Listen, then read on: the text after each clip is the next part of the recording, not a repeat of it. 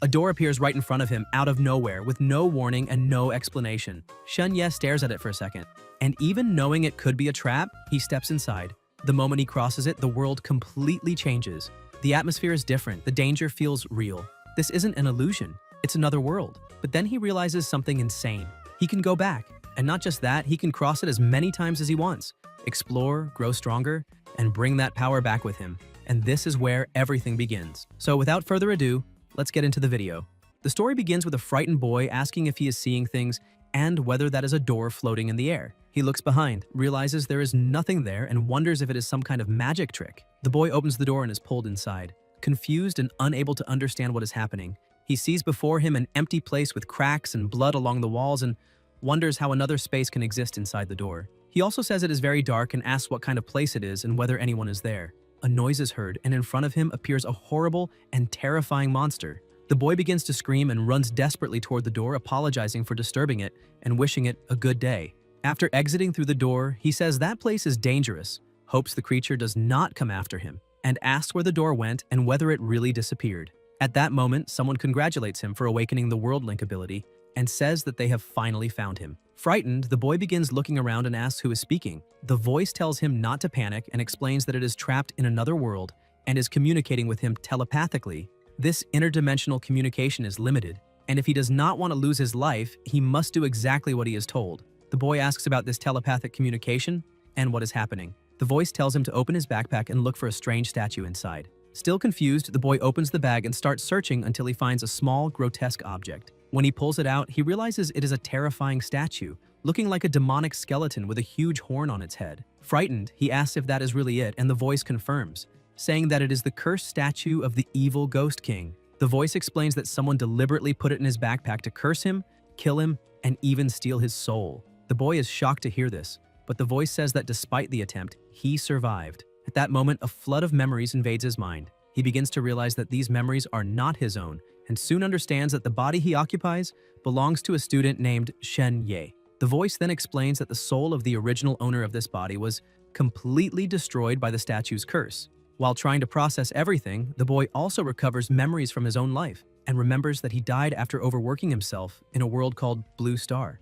The very moment the original body lost its soul, his soul crossed dimensions and naturally occupied that empty body. The voice then explains that this was an extremely rare coincidence, and that when this curse fails to kill its target, it can end up granting unimaginable power. This is because the statue carries power accumulated over millions of years by stealing and devouring souls, and now all that energy is about to awaken inside him. Then the voice asks him to open the door again, stating that the door now belongs to him, and that it can appear thanks to his ability called World Link. Because he was so polite when entering the door, he obtained the title Polite Person. Damaged Gray title. Equipping this title grants the following bonus.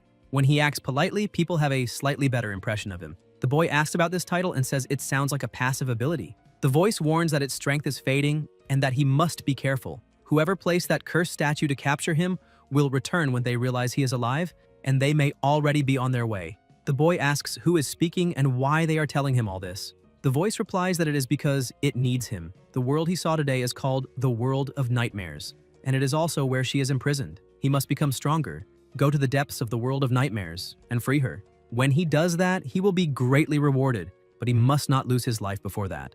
The boy then realizes the voice has vanished and thinks that he has barely arrived in this world, and already there are people trying to eliminate him. He wonders why, because he saw Shen's memories, and he does not seem to have enemies. So who would want to kill him? He decides to equip that title first. He currently has no way to defend himself, so he will have to go through the door again and see if he can obtain another title. But that terrifying skeleton is inside. Even so, it does not matter, he will go in. At worst, he can just run. As long as he stays close to the door, it probably will not be able to catch him. The boy thinks that skeleton looked incredibly strong, and there is no way he could defeat it, so he wonders if maybe trying to talk with it might work. He thinks communication is what makes humans human. A skeleton is just a finished person, a person eliminated, still technically a person. Maybe he can negotiate and convince it to help him defend himself from the enemies chasing him. With the Polite Person title, his chances should be good. The protagonist opens the door, stares at the skeleton, asks how it is doing, and says his name is Shen Ye, thinking of activating Polite Person. The skeleton keeps staring, and the protagonist offers his most sincere apologies for interrupting its meal earlier. He thinks the title seems to be working and says he would truly like to be friends with it. The skeleton tries to grab him, but Shen dodges and asks whether it really has to be so violent since he only wanted a small conversation. The skeleton tries to grab him again, but Ye exits through the door, falls onto the bed, and says, "That was close." It seems that if the door is destroyed, it simply disappears. He grumbles that he knew it, gray titles are garbage, and asks what new title he got this time. The system notifies him that titles can only be obtained once per day. He has already used today's opportunity and must try again tomorrow. The protagonist says that means he can obtain titles infinitely. But he thinks that if the skeleton keeps blocking the door, he will not be able to obtain better titles tomorrow either. The Eliminator could appear at any moment, so there is no time to waste. It is now or never. He will bet everything on his past life as a top-tier salesman. Shen opens the door, politely asks permission, apologizes for disturbing it, says he is back, and thinks he will close this deal. A very loud noise is heard. The skeleton is now missing one arm, and Yes says there is no point. It cannot eat him, and he can freely travel between the two worlds. He only wants to talk about it. The skeleton tries to strike him again, but realizes it cannot reach him, and the protagonist asks whether it is now interested in hearing his proposal. The skeleton turns around and begins walking away. Shen asks it to wait and not leave. He realizes the skeleton was injured while chewing people. A new bone was slowly growing from the fracture in its left arm, so he asks if that is its left arm. The skull, ribs, and spine are all damaged. The skeleton looks back, and Yes says he cannot allow it to eat him. But the world has many great things for bones, like calcium tablets specifically designed to heal bones. In addition, there are tons of other supplements far more nutritious than he is. If they become friends, he can help buy them. After all, where he comes from, there is a saying, "One would take a bullet for a friend." Buying calcium is nothing compared to that, although in his case, taking a bullet probably would not be much of a problem either. Then the protagonist asks what it thinks about that. At that moment, Shen notices a light. The skeleton is releasing its power. Shen thinks that is not good and believes he will have to try something else. Then the system notifies him that he has received a contract. Ye realizes it is not an attack but a contract. It seems it worked. On the paper, it says the signatory is the progenitor of Shadow Bones, Gilded Corpse Maker, defeater of the Lord of the Underworld Mictlantecuhtli. Shen comments that these monsters really have serious credentials and asks why there is a pause after the name. It also says that the defeated Lord of the Underworld Mictlantecuhtli is the skeleton's battlefield acquisition officer. Contract content: equal exchange. Addendum: carried out 7 millennia ago when humanity, with its talents for culture, art, and technology, caused the eternal bell of destiny to ring. At that time, even the gods noticed. It hopes he can help restore its strength. It never makes contracts with beings other than gods, so he had better understand the value of this contract. This is a fair contract. If either party is dissatisfied, it can be terminated at any time. Sign the name on the line below to complete the contract. Ye is the human who overcame the curse of infernal beings, gate between nightmares and reality, sole controller of the two realms. Contract complete. Somewhere else, a voice says Ye has just left the hospital and must inform them immediately if he feels unwell. He should take it easy, stay home for a few days, and avoid stress. He should also take that tonic and drink it on an empty stomach because it will help him. And there are the calcium tablets he requested. The protagonist thanks his parents. His mother says he does not need to thank them. Health and safety are what matter most. Shen thinks that in his past life, he was an orphan, so having the attention of a family feels very good. Suddenly, someone knocks on the door and says they are from the East Precinct and are there because of his case. Incidents like that happen countless times every year, are completely unpredictable, and when they occur, all one can do is accept fate. Fortunately, he recovered, which is already a blessing in the midst of misfortune. Ye thinks no. He says the real Shen was eliminated by a monster summoned through a curse, and asks if the next time something like that happens, everyone should simply leave it to fate. The police officer observes him and says he knows he is upset, but there is something he must say. The superiors have already approved it.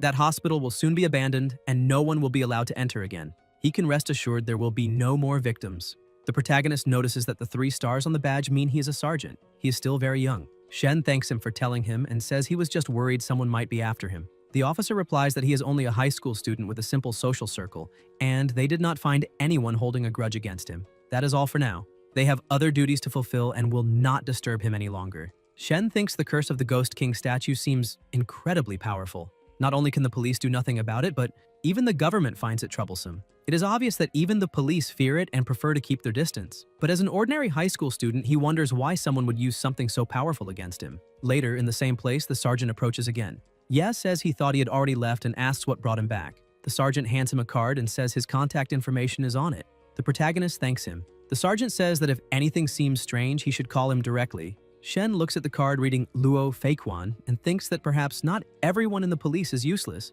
Even so, he wonders whether he can trust him, or rather, whether he can really help him. He also notices that the sergeant does not seem to be strictly following orders. If the police and government cannot do anything, what could a simple sergeant do?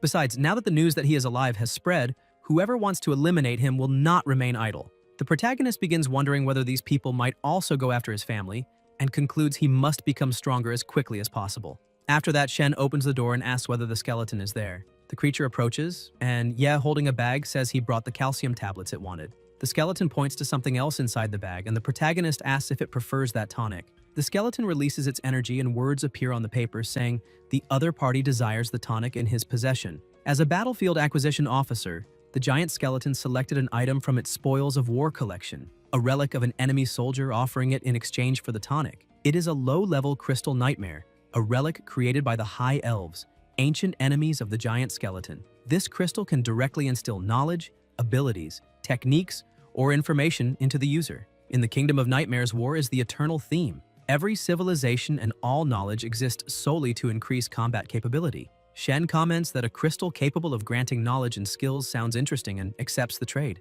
The crystals begin to float, and the system notifies him that he learned Moonlit Deer Step. It is a basic movement technique used by alien soldiers. The undead giant and the elves have been at war for centuries, and to counter the undead, the elves created this technique. It allows the user to escape, run, and dodge with great agility. Ye thinks he never imagined exchanging a simple tonic for an elven movement technique. At least now he has some way to defend himself. The skeleton takes the ingredients it requested and disappears into the darkness. The protagonist comments that it still hides in the dark even after they signed a contract and wonders what all the secrecy is about. In any case, he decides to start practicing Moonlit Deer Step for now. When he hears his parents returning home, he realizes it is better to go to his room. The system then notifies him. Moonlit Deer Step, first form, evasion. Required agility points, 3. After evaluating his physical attributes, the system indicates he has only 2 agility points and needs 1 more to use evasion. Shen asks whether it works like a game and wonders how he can increase his agility. At that moment, a voice appears saying he is truly alive and wondering how that is possible. Shen turns and sees a frightening man who says he wants to find out what he is really made of. The man advances, trying to strike him at all costs, but Ye manages to dodge. The attacker comments that he is not bad. The protagonist thinks that was close and realizes the man is an eliminator. He wonders if someone has already been sent after him and asks if there is anything he can help him with. The eliminator replies that he can simply lose his life. The system then notifies him that the crystal granted him knowledge. In the Kingdom of Nightmares, abilities, techniques, titles, and equipment have their own rankings from lowest to highest. Broken gray, normal white, excellent green, exceptional blue, and purple 1 in a million. The higher the rank, the more powerful the effect. The polite person title belongs to the broken gray level. While dodging attacks, Shen thinks it really is an extremely low-rank title, which is why it barely works. Still, he can use Moonlit Deer Step. The eliminator comments that those are just cheap tricks and those idiotic steps will not save him from a bullet. Ye narrowly dodges, and the system sends a friendly reminder. Titles can be consumed to gain status points. The higher the title's rank, the more points obtained. The protagonist asks if those things are consumables, and why the system did not say that earlier. Then new notifications appear. Title consumed successfully. Status points received. 1. Agility increased from 2 to 3. First form, evasion, now available. Shen immediately directs the point into agility. Ye then releases his power, opens the door, and runs inside. The eliminator chases him, saying not to think he can escape. Suddenly, the pursuer stops and asks whether that is a secret passage. The protagonist, already near the door, waves goodbye. The door closes. The eliminator runs toward it, but at that moment, the skeleton appears before him, opens its mouth, devours him, and regenerates its arm. Meanwhile, Shen breathes heavily and says, "That was close. There are probably more eliminators coming." He cannot waste time and must quickly find some self-defense cards. The system notifies him that the sacrifice of a living creature pleased the other party. Adhering to the principle of equal exchange, the other party offers items in return, and the contract is recognized. Pale Shadow Crown, Silver War Medal. Ye is surprised to see 2 at once, and both are green quality. The Pale Shadow Crown is excellent green equipment, an item imbued with high-level shadow magic from the abyss of darkness. Anyone who wears it can disguise themselves as a member of the elven race. The Silver War Medal is a symbol of honor and merit within the elven forces of the world of nightmares, granted only to soldiers who achieved great feats. The protagonist comments that the skeleton is very pragmatic. At first it wanted to eat him, but now that it understands the value of exchange, it is practically showering him with gifts. Pale Shadow Crown, he decides to try using it. Shen takes on the appearance of an elf and is very surprised to see that it truly works, saying it is incredible. As soon as he obtains another title tomorrow, he plans to go straight to elven territory to get more things. Suddenly, someone knocks on the door and asks if he is home. Ye wonders who could be knocking and hopes it is not another eliminator. The person on the other side asks if it is really him and says he is fine, thank God. Then he introduces himself. Chen Haoyu. The protagonist returns to his normal appearance and realizes it is his best friend, the reason he went to the hospital that day to visit him. Shen opens the door and Haoyu immediately hugs him, saying he scared him. Chen cries while hugging him and apologizes, saying it was his fault Shen was dragged into that mess. Ye replies that it is not his fault, that he simply had bad luck and that he should not worry because he is perfectly fine. A woman asks if he came to see her son and the protagonist realizes his mother has returned. His mother says his father went to see the grandfather to try to obtain more of those super tonics and asks whether he has already taken the tonic. Shen replies yes. Chen asks about the super tonic and comments that it is extremely rare, something even rich people have difficulty obtaining. His family must have very strong connections. The mother says it indeed took great effort to obtain it. Haoyu comments that his parents truly care for him and that he needs to recover in time for the school exams. Ye then thinks about the high school exams and remembers that the original owner of this body was a high school student going through very important tests. Because of the curse, he missed the first exam while he was in the hospital. Chen comments that with his perfect grades, he could have entered any top school and says it is all his fault. The mother intervenes and tells him not to blame himself. Her son missed the strength test, but if he performs well in the agility test, he can still enter a good school. The protagonist thinks the exams in this world are different from anything he has seen. They are not only academic, they also test physical strength and agility. So that is what the statistics mean. No wonder Moonlit Deerstep has an agility requirement. Even so, he is being hunted at that moment. Going to school would be like painting a target on his back. Shen begins to tremble and thinks maybe he should give up the exams. His mother notices, approaches him, hugs him, and says that if he does not want to take the test, it is fine. They only want him to be safe and well. Ye looks at her and says not to worry because she does not know how strong he is now. He thinks that if he said he would give up the exams, she would agree immediately. Even so, the protagonist says he will go to school the next day to attend the review sessions. Memories continue flooding his mind. His grandfather and the entire family appear to be very important and influential people. However, his parents have a terrible relationship with the grandfather and the rest of the family. They never asked for help and always lived through their own efforts. Although life is not luxurious, it is decent enough. Therefore, there is absolutely no chance they could afford a super tonic like that. They probably had to humble themselves and beg the grandfather to obtain it.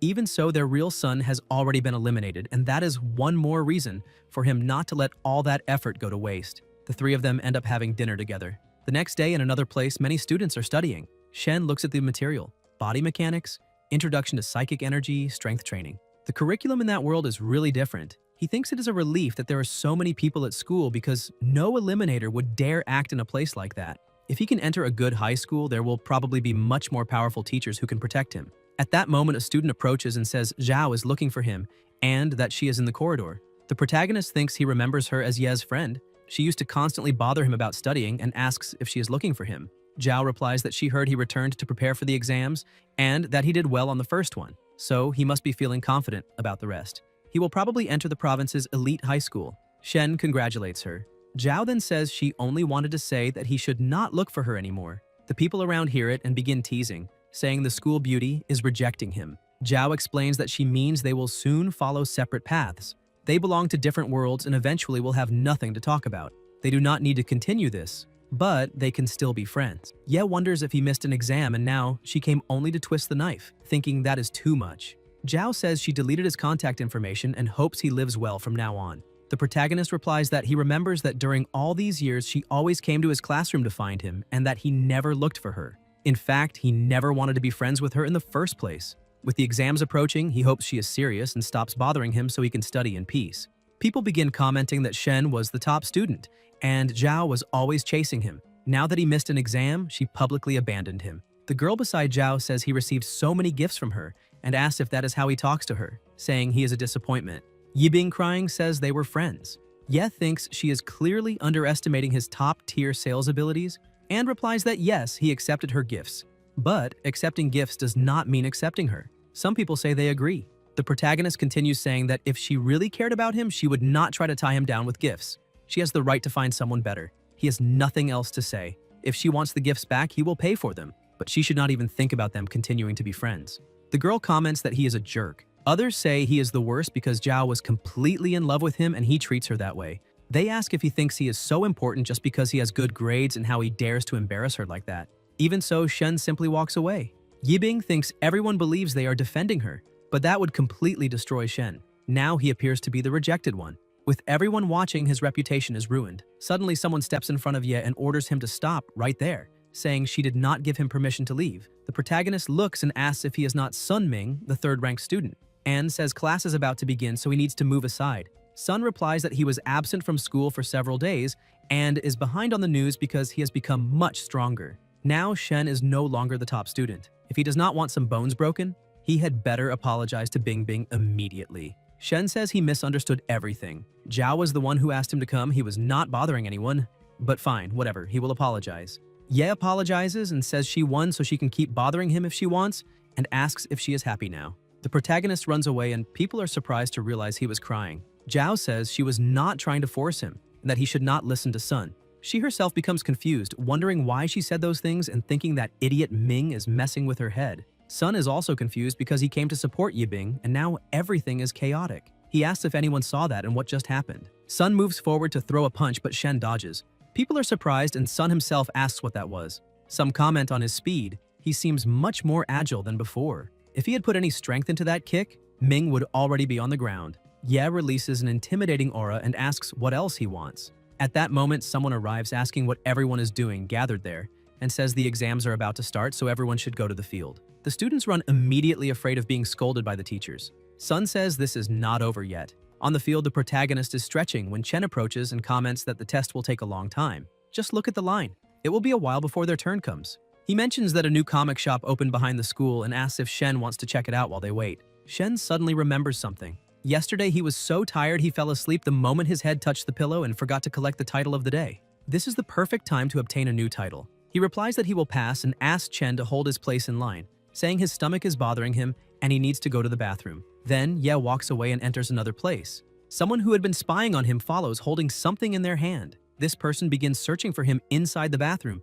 and asks where he went since they saw him enter there. The protagonist, now with the appearance of an elf, crosses the door searching for the skeleton. Suddenly he notices a pistol on the floor, checks it, and realizes it is loaded. He says that at least now he has something to defend himself with in elven territory. Although he has never used a gun before, he wonders where the skeleton went because time waits for no one. A light begins to shine and a voice calls him. Shen asks if it is that mysterious voice. The voice replies that it does not have much power to help him, but says he must take that. It is a human symbol. Suddenly Ye disappears and appears somewhere else that looks like a forest.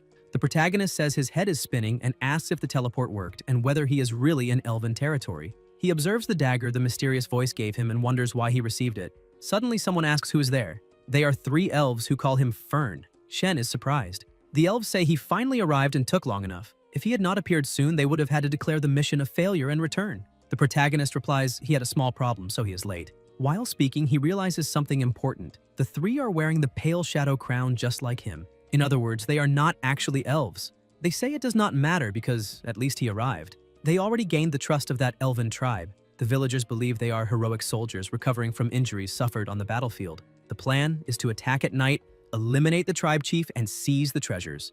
Then they ask if he is ready. Shen touches his forehead and says, of course, saying his hands are already itching. One of the elves tells him to stop touching there and warns that he cannot remove the pale shadow crown.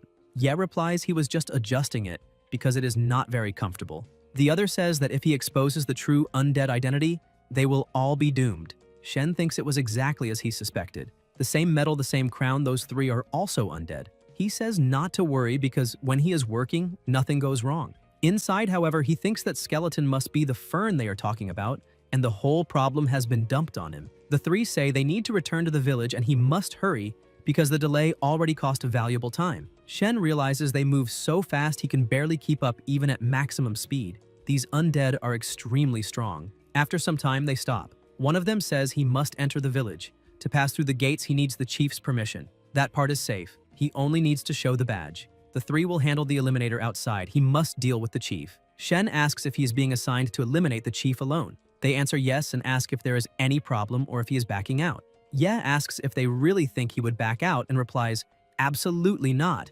He says they can leave it to him. Inside, however, he thinks he is completely doomed. If he dared say no, those 3 would probably eliminate him immediately. But assassinating the elven chief inside his own fortress is practically a suicide mission. In any case, he is already doomed and now understands why that skeleton threw all the responsibility onto him.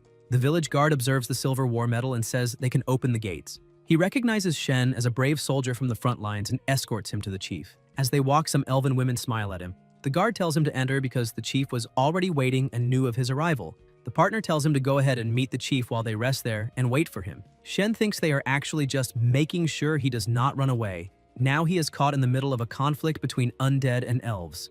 Even so, there is a positive side. If he can somehow complete this mission, he might secure a truly incredible title.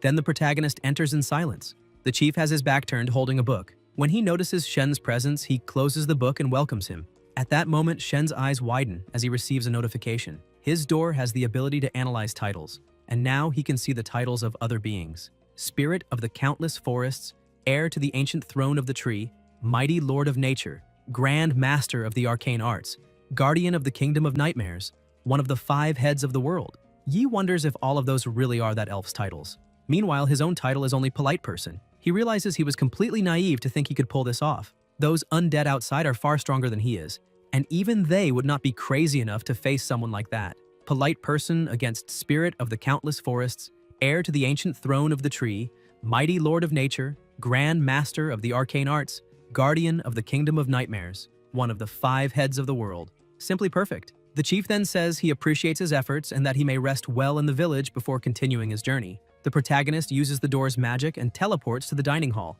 His partners say he has arrived and that he should eat something. It is still early and they can rest a little. Soon the target will join the party. When he lowers his guard, that will be their chance to act and they will provide cover. Shen thinks about that cover and realizes that in truth they intend to use the confusion to escape. If things continue like this, it is the same as waiting for his own end. He needs to do something. An elf girl approaches, calling him uncle, and asks if she may request a dance. She says dancing with a hero from the front lines would be a great honor. Ye replies that she can, but he does not know how to dance. The elf says not to worry because she can guide him. Then the two begin to dance. Shen thinks that at this rate he will end up being exposed. If not for this absurd situation, dancing with a fairy like her would truly be wonderful. He needs to find a way out. The elf asks why he is so quiet and whether his brothers are like that too. Could the battle on the front lines have been so intense that it wounded his spirit? Shen replies that no, he was just thinking. He says he dances very badly, apologizes for her invitation, and asks her name. The elf replies that her name is Lonnie. Yes says he would like to do a trick for her as an apology and asks if he may. Lonnie gets excited and says, of course, that he can show it. She comments that actually his dancing was not that bad. Then she gives him a bracelet as a small reward for the trick, but warns that if it is not impressive, she will want the bracelet back. The protagonist replies that it is no problem. Shen climbs onto the table and asks everyone to pay attention. He says that now he is going to show a trick that no one there has ever seen. A great human transformation. He claims he can transform into a human. Everyone grows curious and tells him to show them, because they have never seen a magician capable of transforming into a human. The 3 brothers watch and wonder what he is doing, whether he really knows that kind of transformation magic. They never imagined he would have enough intelligence to invent something like that and blend in among the elves. Ye asks everyone to look carefully. Then he removes the crown and turns back into a human again, saying that trick is for the beautiful Miss Lonnie. People are impressed. When they see his ears and eyebrows, they realize he really is a young human. Lonnie thanks him and says he can transform back now. Shen then says the secret is simple. He can transform into a human because his 3 brothers also know how to do that magic. All they have to do is remove the crowns they are wearing and they will transform into undead. Everyone goes into shock when they hear the word undead. The entire hall goes on alert and people begin asking what is happening. Ye says that when his brothers transform, he will also return to his previous form. At that moment, someone asks when that door appeared. The protagonist enters the door and disappears. People are shocked and wonder what kind of magic that was. They quickly decide to capture the 3 undead first and are careful because they do not know what other tricks they may have. The 3 are tied up. A voice then says that he wanted to play with them a little longer, but what a shame. It is the chief. He says the undead tried to infiltrate his organization, but they failed to realize that the human race had already infiltrated their group and was even controlling the missions. A complete irony. The 3 brothers say there must be some misunderstanding and claim they have an emblem. However, when the crowns are removed, they immediately transform into undead monsters. The chief says that crown carries high-level shadow magic from the dark abyss and that it is constant, something that truly exceeded his expectations. The entire village had been infiltrated by evil spies, and with that, they can now find their weakness and fight them. Even so, he says that this time, he has one doubt. Lonnie keeps looking at the place where the door appeared and thinks that he will return. Inside the door, the protagonist comments that he did not expect the door to change in order to adapt to the surrounding environment. That was far too risky, and he needs to remember that lesson. Shen looks at the skeleton and calls him an idiot,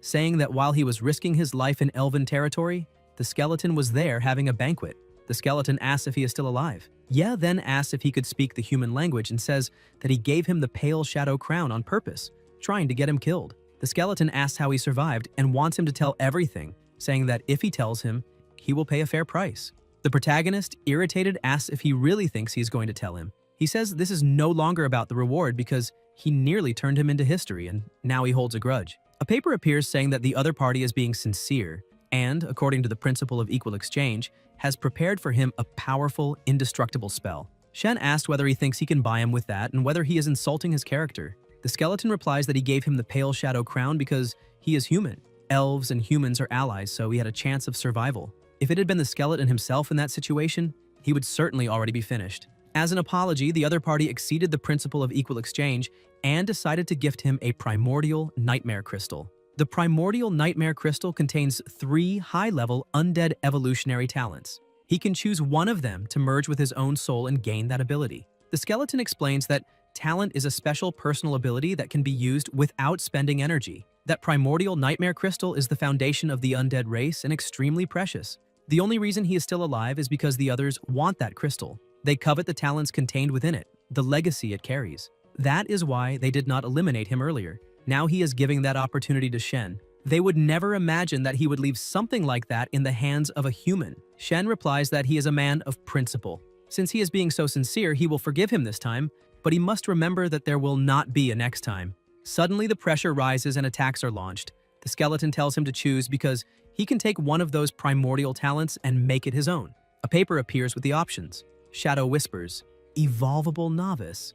Using a corpse as a conduit, the finished must answer the call, crawling up from hell to tell what they know.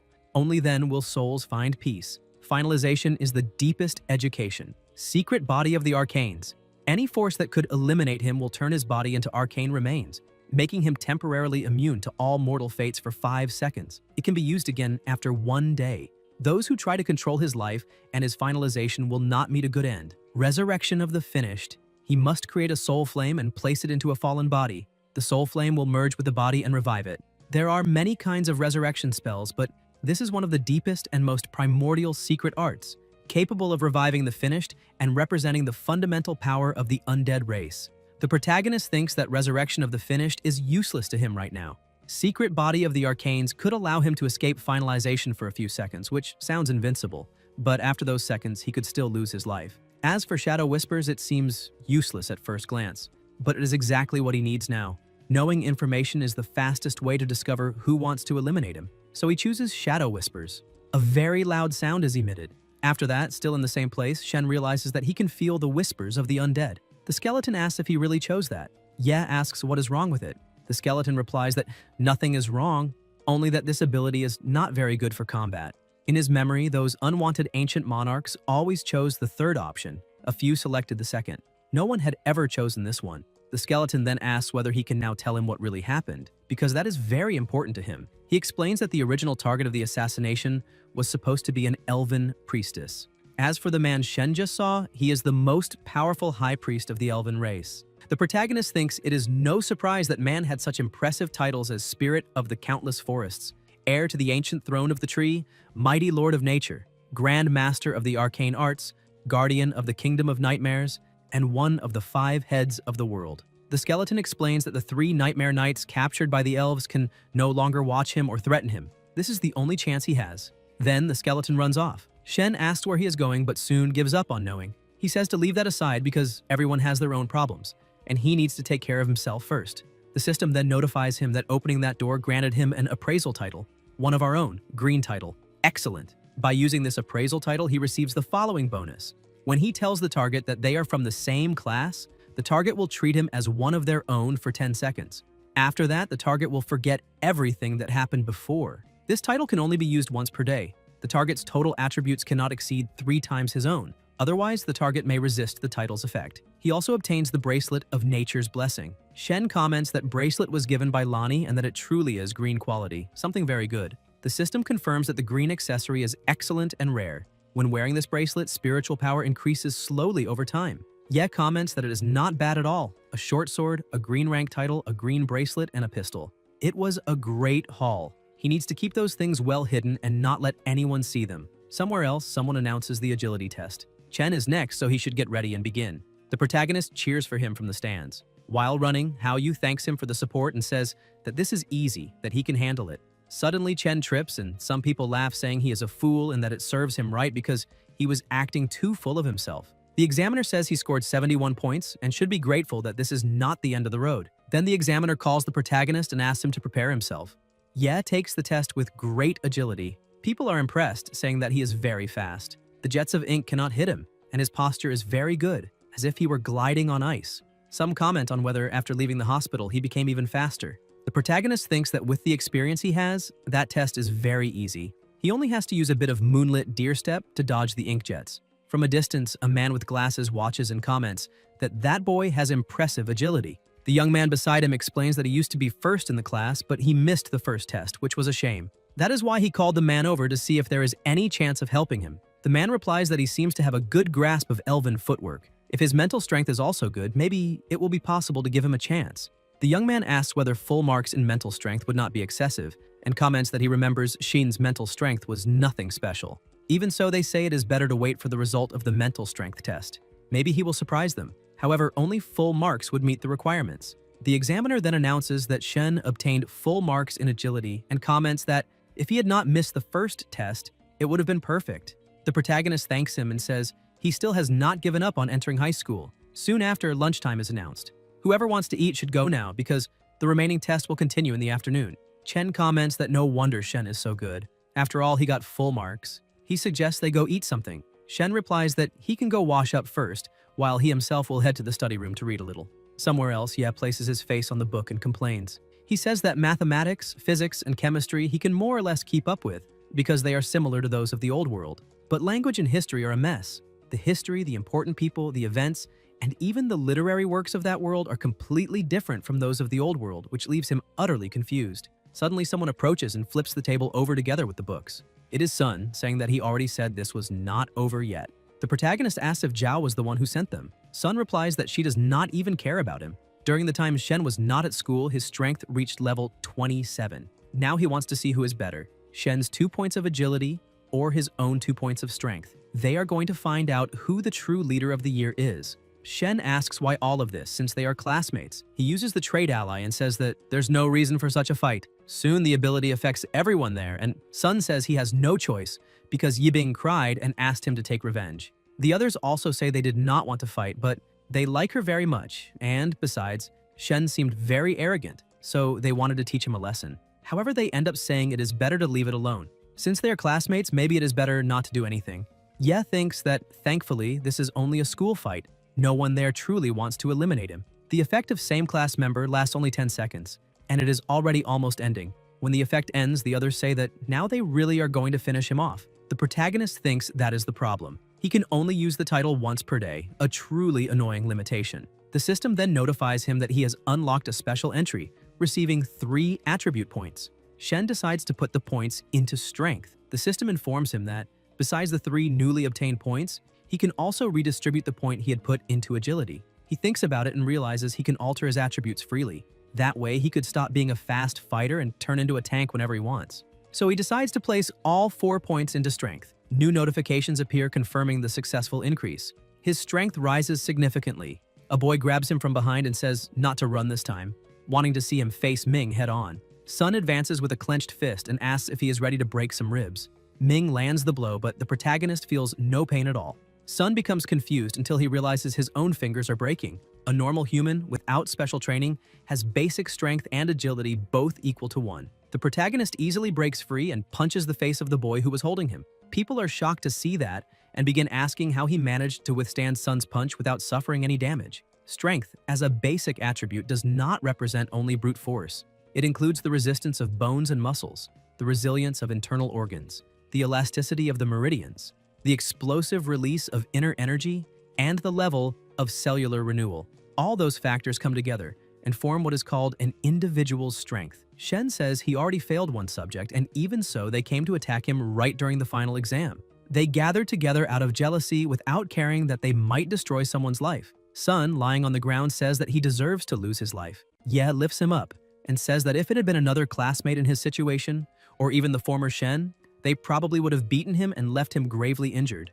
Ming then says it was their mistake and asks him to forgive them this time. The protagonist, still holding Ming, says that he humiliated him, assaulted him, and tried to destroy his future, and asks whether he still thinks he deserves forgiveness. Shen then throws him against the wall, producing a loud crash. Sun begins to scream for help. At that moment, the teacher opens the door and asks what is going on in there. Several students are lying on the floor, gravely injured, while Shen is sitting on the ground. He says the teacher finally arrived and that they were bullying him. The teacher asks what he means and whether he really beat them all up like that and is still saying he was the victim of bullying. Zhao watches the scene and realizes her calculations were wrong. Those few students were not even opponents for Shen.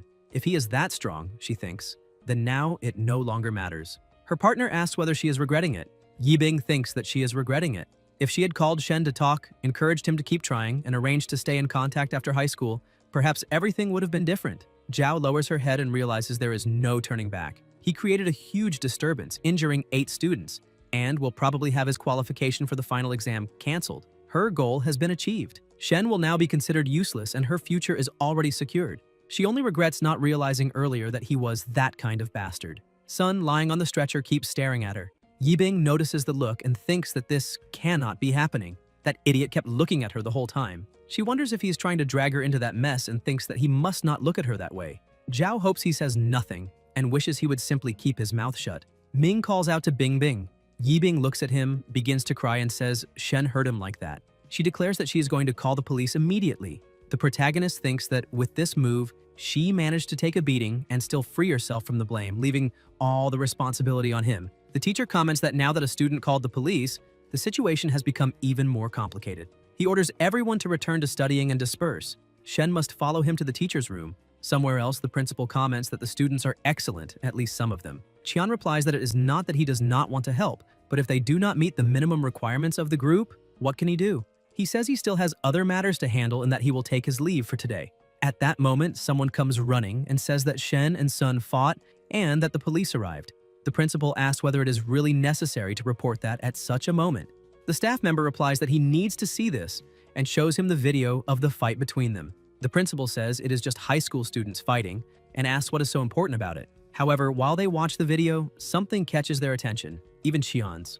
When the police arrive, they also analyze the video and ask Shen whether he had already started recording from the beginning. The protagonist replies that yes, because he was afraid they might eliminate him, and thinks it was a good thing he started recording. The police officer explains that even with the video, he still needs to accompany them to give a statement. The final result will only be determined when the medical report on the injuries is ready. The teacher intervenes and says that this student already failed one subject because of an anomalous accident. If they take him now, he will end up missing another test. He asks what else needs to be investigated if there is already video proof. The officer asks him to calm down and says that he will only return to provide clarification, that it will not take long, and that if the injuries are not serious, everything will be resolved quickly. The teacher comments that in that case, they may end up ruining his future. Meanwhile, Shen thinks he cannot waste time. He needs to keep switching his attributes to force the body to adapt quickly to those changes. The principal approaches and says it was a good thing he recorded everything on his phone. Otherwise, the injuries of the other students would have been enough to get him expelled. The teacher comments that Qian finally arrived. Qian agrees and says that Shen's physical condition and abilities already surpass those of the other students. Fighting with them made no sense at all. He watched the video of the fight, and even though it was only half the recording, he noticed that Shen controlled his own strength during the battle. He asks if that was really the case. Ye confirms it and says he was afraid of ending up eliminating someone. Qian replies that he truly is a young man of great character. The combat technique he demonstrated during the simulated exam was perfect, and he already deserves a recommendation. He says he would like to speak with him. The protagonist takes the card he hands him and thinks about what the Human Martial Arts Group means. It is an organization that preserves the legacy of various forms of martial knowledge, possessing vast intellectual property rights and copyrights over countless martial arts manuals. For ordinary people, entering that group is like a fish leaping through the Dragon Gate, leaving the common class behind. It is the true path to ascension. Shen observes Qian and realizes that his mere presence already gives the feeling that he has no weak point at all. No matter how he distributes his attributes, he would not even be able to touch him. Qian then asks the intelligence system to assess his strength, saying that it seems to be at least 4.5. He asks whether Shen can tell him what the exact value is. The intelligent system is the superior AI of that world, capable of accurately assessing a person's qualities. Ye thinks that is impressive. If he has the protection of someone like Qian, he will not need to worry about eliminators. So he replies that his strength is 5. The principal and the teacher are surprised. Qian also shows surprise and says he truly did not expect that. The protagonist asks if that value is very high. Qian explains that at the elementary education level, reaching 4.5 already exceeds the evaluation standard. Reaching 5 is even more extraordinary. With that level of strength, he would already be capable of operating some models of combat armor and using ancient weapons, even if they are damaged or only of common level. In addition, his performance on the movement exam was perfect, which already guarantees the right to a recommendation. He can join the group. Qian says he will arrange a new evaluation for him. Normally that would not be permitted, but in order not to waste a talent like his, the group has authorization to suggest to the Department of Education that they carry out reevaluations and additional tests for certain special candidates. So it is decided that someone will help arrange everything for him. As for the investigation into the fight, that will be up to the authorities. But the timing of the reevaluation will be taken into consideration. Qian then asks, just out of curiosity, what his mental power level is. His agility already reached the standard, so that will not affect the evaluation. The protagonist thinks he cannot seem perfect in everything, so he decides that a mental power level of 3 should be enough. He raises 3 fingers. Qian smiles. The teacher is even more surprised and asks whether 3 is already considered high, commenting that his mental power truly is not ordinary. Qian asks whether he can demonstrate it, explaining that a level of 3 is already enough to move objects with the mind. He suggests that Shen try moving a chair. Ye thinks that he only needs to raise the mental power attribute to 3 in order to do that. At that moment, the police officer tells them to stop. His partner asks whether they are leaving now. The officer replies by asking what else he expected. A student with strength 5, perfect movement, agility of at least 4, and mental power nearing 3 can only mean one thing. That means he has the potential to reach the top. A genius of that level cannot be controlled by ordinary people. They can only endure this situation for a little longer. Qian becomes very excited and says he never imagined he would witness a day like this. He begins to recite, "Once a forgotten beggar lay in the streets. Today his song makes even the gods bow to its rhythm when the time comes. The cosmos grants him power, and he will fly to the realm where light never loses its life. Today is the day of the lucky student, and also his own." The principal comments that it is a beautiful song and says he has never heard such a lovely voice. The protagonist finds it strange and wonders if he should sing too, but realizes he would not even know how to do it. Qian asks the two of them for a moment, saying he would like to speak with that young man in private. He lights a cigarette and asks what his goal in life is. Shen replies that his own name already contains his goal. Qian says that is a good beginning and asks what his heart truly desires. Ye answers that, at the very least, he wants to be strong enough so that no one can knock him down again. He wants to be capable of protecting himself and his family. Qian says that today is the day he takes the first step toward his dream and asks him to attack. The protagonist calls him a strange and frightening old man. Qian smiles and explains that he does not want words but fists. Shen takes an attacking stance and thinks about redistributing his points to strength. He clenches his fist while Qian observes him. Suddenly, the protagonist realizes that he cannot move. Qian explains that this is a technique, a way to immobilize an aggressor. He says Shen should learn something like this so he can protect himself better. He asks if he wants to learn it. Shen replies that it is incredible and says he wants to learn. Then, Qian pulls out a gun, points it at his own head, and fires. Afterward, he says that is also a technique, a secret art of the organization. This technique can block all kinds of projectiles, even sniper shots. Ye replies that there is no unbreakable defense in the martial world, only attacks too fast to counter. Qian asks if that line is good and where he read it. The protagonist answers that he invented it himself. Qian says he truly has natural talent. Then he finally makes the invitation. He wants Shen to join the Hidden Dragon Project. He explains that the Hidden Dragon Project is a program created by the organization to train rising talents. He intends to recommend Shen to 3 of the best martial schools in the world. Before that, however, he will need to pass an extremely rigorous admission exam. It is not the standard high school exam, but one created by the 3 schools themselves. Ordinary people almost never have the chance to take it, because it is normally monopolized by the children of noble families. Shen asks what noble families are. Qian explains that they are families that possess ancient knowledge, artifacts, and bloodline pacts inherited from divine beings of ancient times. These ancestral families possess more martial legacies than even the group itself. They also control vast lands, populations, and wealth. These supreme families live separated from ordinary people by a nearly insurmountable abyss. Shen begins to wonder if that means grandfather Shen belongs to one of those families.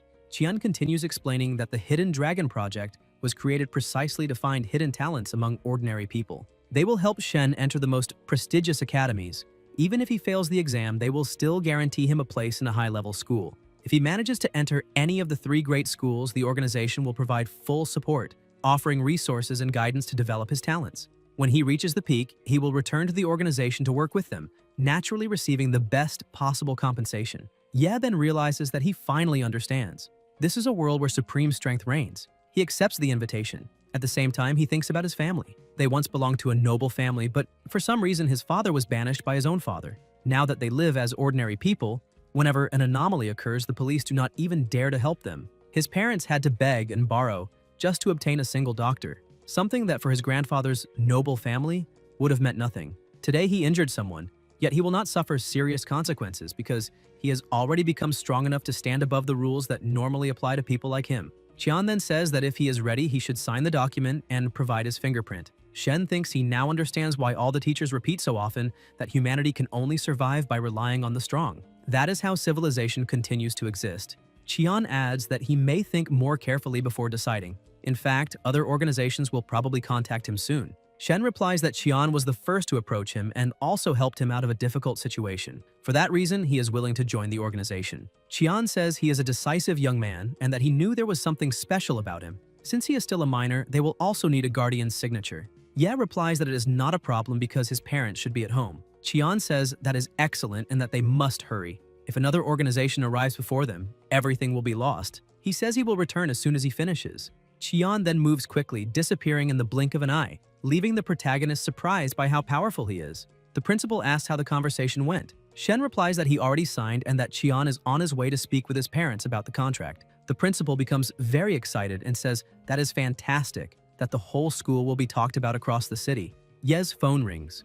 It is an unknown number. When he answers, it is Luo. He says he discovered some information about Shen's situation and would like him to come to the police station. At the station, the sergeant asks him to look at something. The protagonist has felt a strange sensation ever since he entered the building, an uneasiness that is difficult to explain. Luo shows him a photo and says it was taken by accident. Someone handed the image to him because of the recent rumors about the hospital. The photo is from the day of the incident and shows a suspicious man on the roof across from the hospital. He asks if Shen knows that man. Shen zooms in on the image and says he has never seen that person before. The sergeant explains that according to forensic experts, the man appeared to be trying to activate something. He asks if Shen was carrying anything unusual that day. Ye thinks that man was probably the one who activated the cursed statue of the evil Ghost King. However, the sergeant clearly has not realized that yet, and since the statue has already turned to dust, all the clues have disappeared. He cannot mention the statue, so he replies that he was not carrying anything unusual. He also thinks that everyone died because of the statue's curse, yet he survived. Telling anyone that would only cause trouble.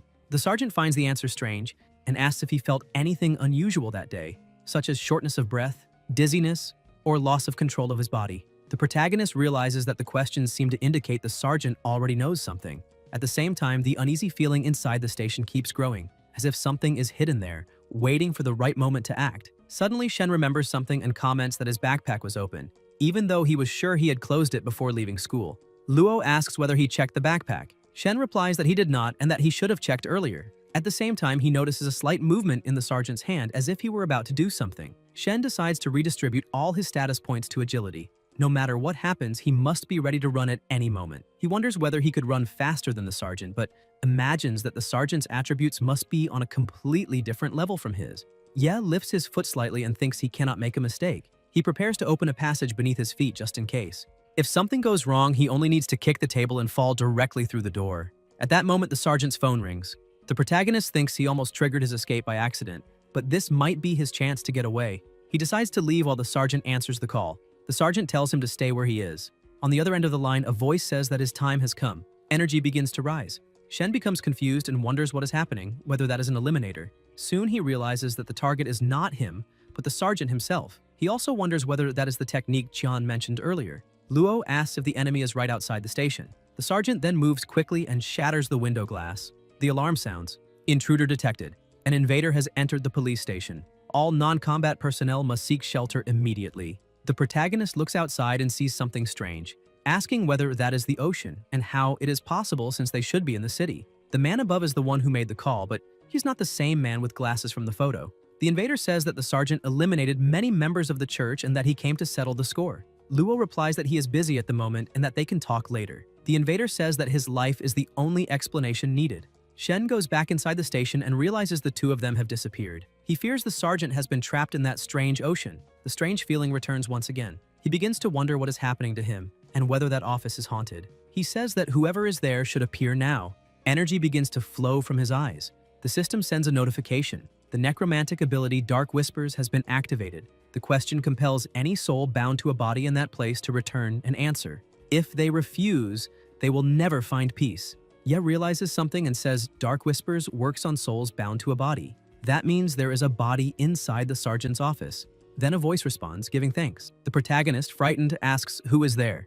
The voice replies that it never imagined it would return to its own body using that old rotting shell just to answer questions. Shen realizes the voice is coming from the closet and thinks the body must be inside. That voice sounds familiar. It cannot be. The voice says a hunter was finished by his own prey and asks whether afterward the killer disguised himself to take his place. Shen opens the closet and finds Luo there, with his hands tied and already dead. The voice says that it is indeed him. Ye asks what happened. Luo replies that the man with the dark glasses from the photo eliminated him. That man was an eliminator. He explains that he was a special operations soldier with balanced strength and agility. To fight at his best, he needed top-level equipment, but one moment of carelessness was enough for him to be defeated. At the critical moment, his weapon failed, and after killing him, the enemy assumed his identity to lure Shen to the station. The protagonist asks what his objective was. Luo replies that he does not know exactly, but the imposter definitely wanted answers. Shen thinks that makes sense. The curse of the evil Ghost King statue had never failed before, so the enemy must have become curious about how he survived. Fortunately, that lunatic attacked the police station, which probably disrupted the Eliminator's plans. Shen says the imposter was taken away by a man wearing colorful pajamas who seemed to use some kind of sorcery. Luo asks what kind of sorcery. Ye explains that the area outside the station turned into an ocean for a few moments and then returned to normal. But the imposter and the attacker did not return with it. The sergeant says the prey tried to disguise itself as the hunter, but it did not know that the hunter also had bigger problems waiting. That was not sorcery, it was an anomaly. When another world connects with ours, enveloping, infecting, or consuming an area, or even taking people away, it is called an anomaly. There are even worse cases known as calamities. Shen asks what a calamity is. Luo explains that it is when powerful monsters from other worlds suddenly appear and cause massive destruction. He asks if Shen has ever heard of the city of Jiang. Shen replies yes and says people said an earthquake destroyed the entire city. The sergeant says that was only the official version. In reality, it was a classic case of calamity. More than 13 million people lived there and not a single one survived. Yes says that is horrible. Luo replies that there is no time to mourn. That anomaly was temporary and the Eliminator may return at any moment. The protagonist asks whether that means he is still in danger. The sergeant says yes and tells him to go to the armory on the 3rd floor. Outside, there is a silver panel on the wall where he must enter a code. After hearing the code, Shen comments that it is enormous. Luo explains that there is a special pen outside the armory. He must write the code on the wall with it. When he reports the truth, he will receive protection. Time is running out, and that is his only chance to stay safe. The system then notifies him that the other party has said everything he could. The soul has departed. Shen looks at the completely lifeless body and finally understands. No one wanted to get involved in his case because things like this happen all the time. In this world, those who are not strong enough are crushed. He wonders whether he should expose the Eliminator's identity, but concludes it would not help. The enemy may have accomplices within the station itself. With the abilities he displayed, he could eliminate Shen instantly. The only option is to follow Luo's instructions and secure his safety on the 3rd floor. Shen rests his head against the closet and thinks he may never be able to avenge the sergeant with his current strength. Even so, he makes a vow. No matter what happens, he will avenge Luo and ensure he rests in peace. Suddenly, a phone rings announcing that an anomaly has occurred and that everyone must gather on the ground floor for inspection. Soon after, the door opens. A police officer says there was an attack and that everyone must go immediately to the central cyber system for a scan. They must go downstairs and speak quickly with Sergeant Luo and with Shen. The officer tries to reassure him, saying he knows he is scared, but that the target of that attack was Sergeant Luo. Therefore, he is safe. In addition, everyone there are police officers and they will take good care of him. Then the officer looks at the closet and notices something strange. He says the body was moved and asks whether the student did it. He then moves quickly around the office, searching everywhere. He jumps onto the desk and says he searched the entire room but found no one. Confused, he asks whether the student ran away. The Eliminator comments that they eliminated so many people just to boast in front of a 15-year-old boy and still managed to ruin everything. The officer replies that unlike them, he is not so useless. Over the radio, he informs all units that Ye should be considered a strong suspect in the incident and orders an alert to be issued throughout the entire city. Soon after, the system announces that the environmental scan of the central cyber system has been completed and that everyone must gather in the plaza in front of the hall for inspection. At that moment, the door appears. The protagonist opens it and checks whether they have already left. He concludes he was right. The Eliminator really had accomplices. He thinks he could hide in the Kingdom of Nightmares until everything is safe, but that would mean losing the chance to make those Eliminators pay for what they did. He needs to reach the 3rd floor and report everything. Shen jumps through the window, sees the empty corridor, and decides to act quickly. He must enter the code on the wall. Suddenly, a voice appears saying he was sure he heard something up there. It is the officer asking what he is doing there. Ye begins writing the code on the wall and replies that the final exams are coming. So the teacher gave him some extra math problems and he needs to study. While writing, he thinks the code is absurdly long. The officer realizes what he is doing and thinks that device is the emergency activation system that connects directly to the world government headquarters. He wonders how a student obtained that code. The officer tries to attack him and demands to know who gave it to him. He cannot allow him to continue. Shen protects himself using the door. The officer charges again and asks what kind of ability that is. The protagonist thinks it is fortunate that the door adapts to the environment. If it were just a normal door, he would already have been eliminated. The officer keeps advancing with the intention of killing him, but the door disappears. Seizing the opportunity, the officer rushes toward him. However, the door reappears instantly, and he crashes into it violently, injuring himself. Furious, the officer asks how that door can remain standing on the ground. Shen thinks he has finally finished entering the code. A voice then appears. Password verified. This is Kunlun, the highest level artificial intelligence of the world government. Emergency evaluation initiated. The area is being scanned. Luo's body has been located. The false identity of Captain Wang of the Major Crimes Unit has been confirmed. The nearest high-rank practitioner is being dispatched. District Manager Qian has been mobilized. Given the seriousness of the situation, immediate execution has been authorized. Shen is surprised to hear Qian's name. The voice continues announcing that in 30 seconds, the imposter posing as Wang will be executed and begins the countdown. The officer shouts that he is calling reinforcements and says they are dreaming if they think that will work. 30 seconds are more than enough to eliminate Shen and disappear. Ye runs toward the door, but the officer grabs his arm and asks if he really thinks he will let him escape. Just as the strike is about to land, something happens. Qian appears and hits the officer with a devastating attack, destroying him with a brutal impact. Qian then says there is no unbreakable defense in the martial world, only attacks too fast to counter. A voice asks if he really thought they would perform a real countdown. Qian asks Shen if that looked cool. Shen replies that it was incredible and thanks him for saving him. Later, in the National Security Office, Qian says he can handle everything else, but Shen must be honest about how he obtained the access code. Ye explains that Sergeant Luo gave him the code earlier, saying he was being hunted, and that he should use it if something happened. Qian says he understands. It seems the sergeant already knew that both the Silent Church and that Eliminator were after him. The man who caused the previous anomaly belongs to that organization. They are a group of dangerous fanatics. Luo probably crossed paths with them during some case.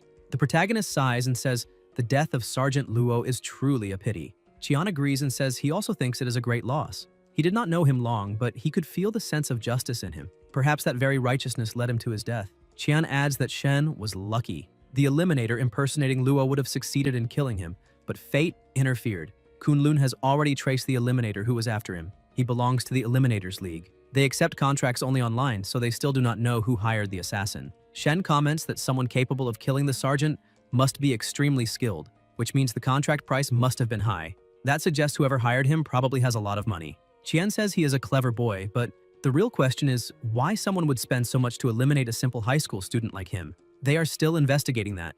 Ye then asks about the Kunlun system that appeared when he used the code. He wants to know why the sergeant did not call for reinforcements earlier if that system could have been used to ask for help. Qian replies that Kunlun is the central AI of the world government. It was the one that assigned him the rescue mission. Normally, the AI does not handle small incidents like that. It only intervenes when someone uses one of the special access codes.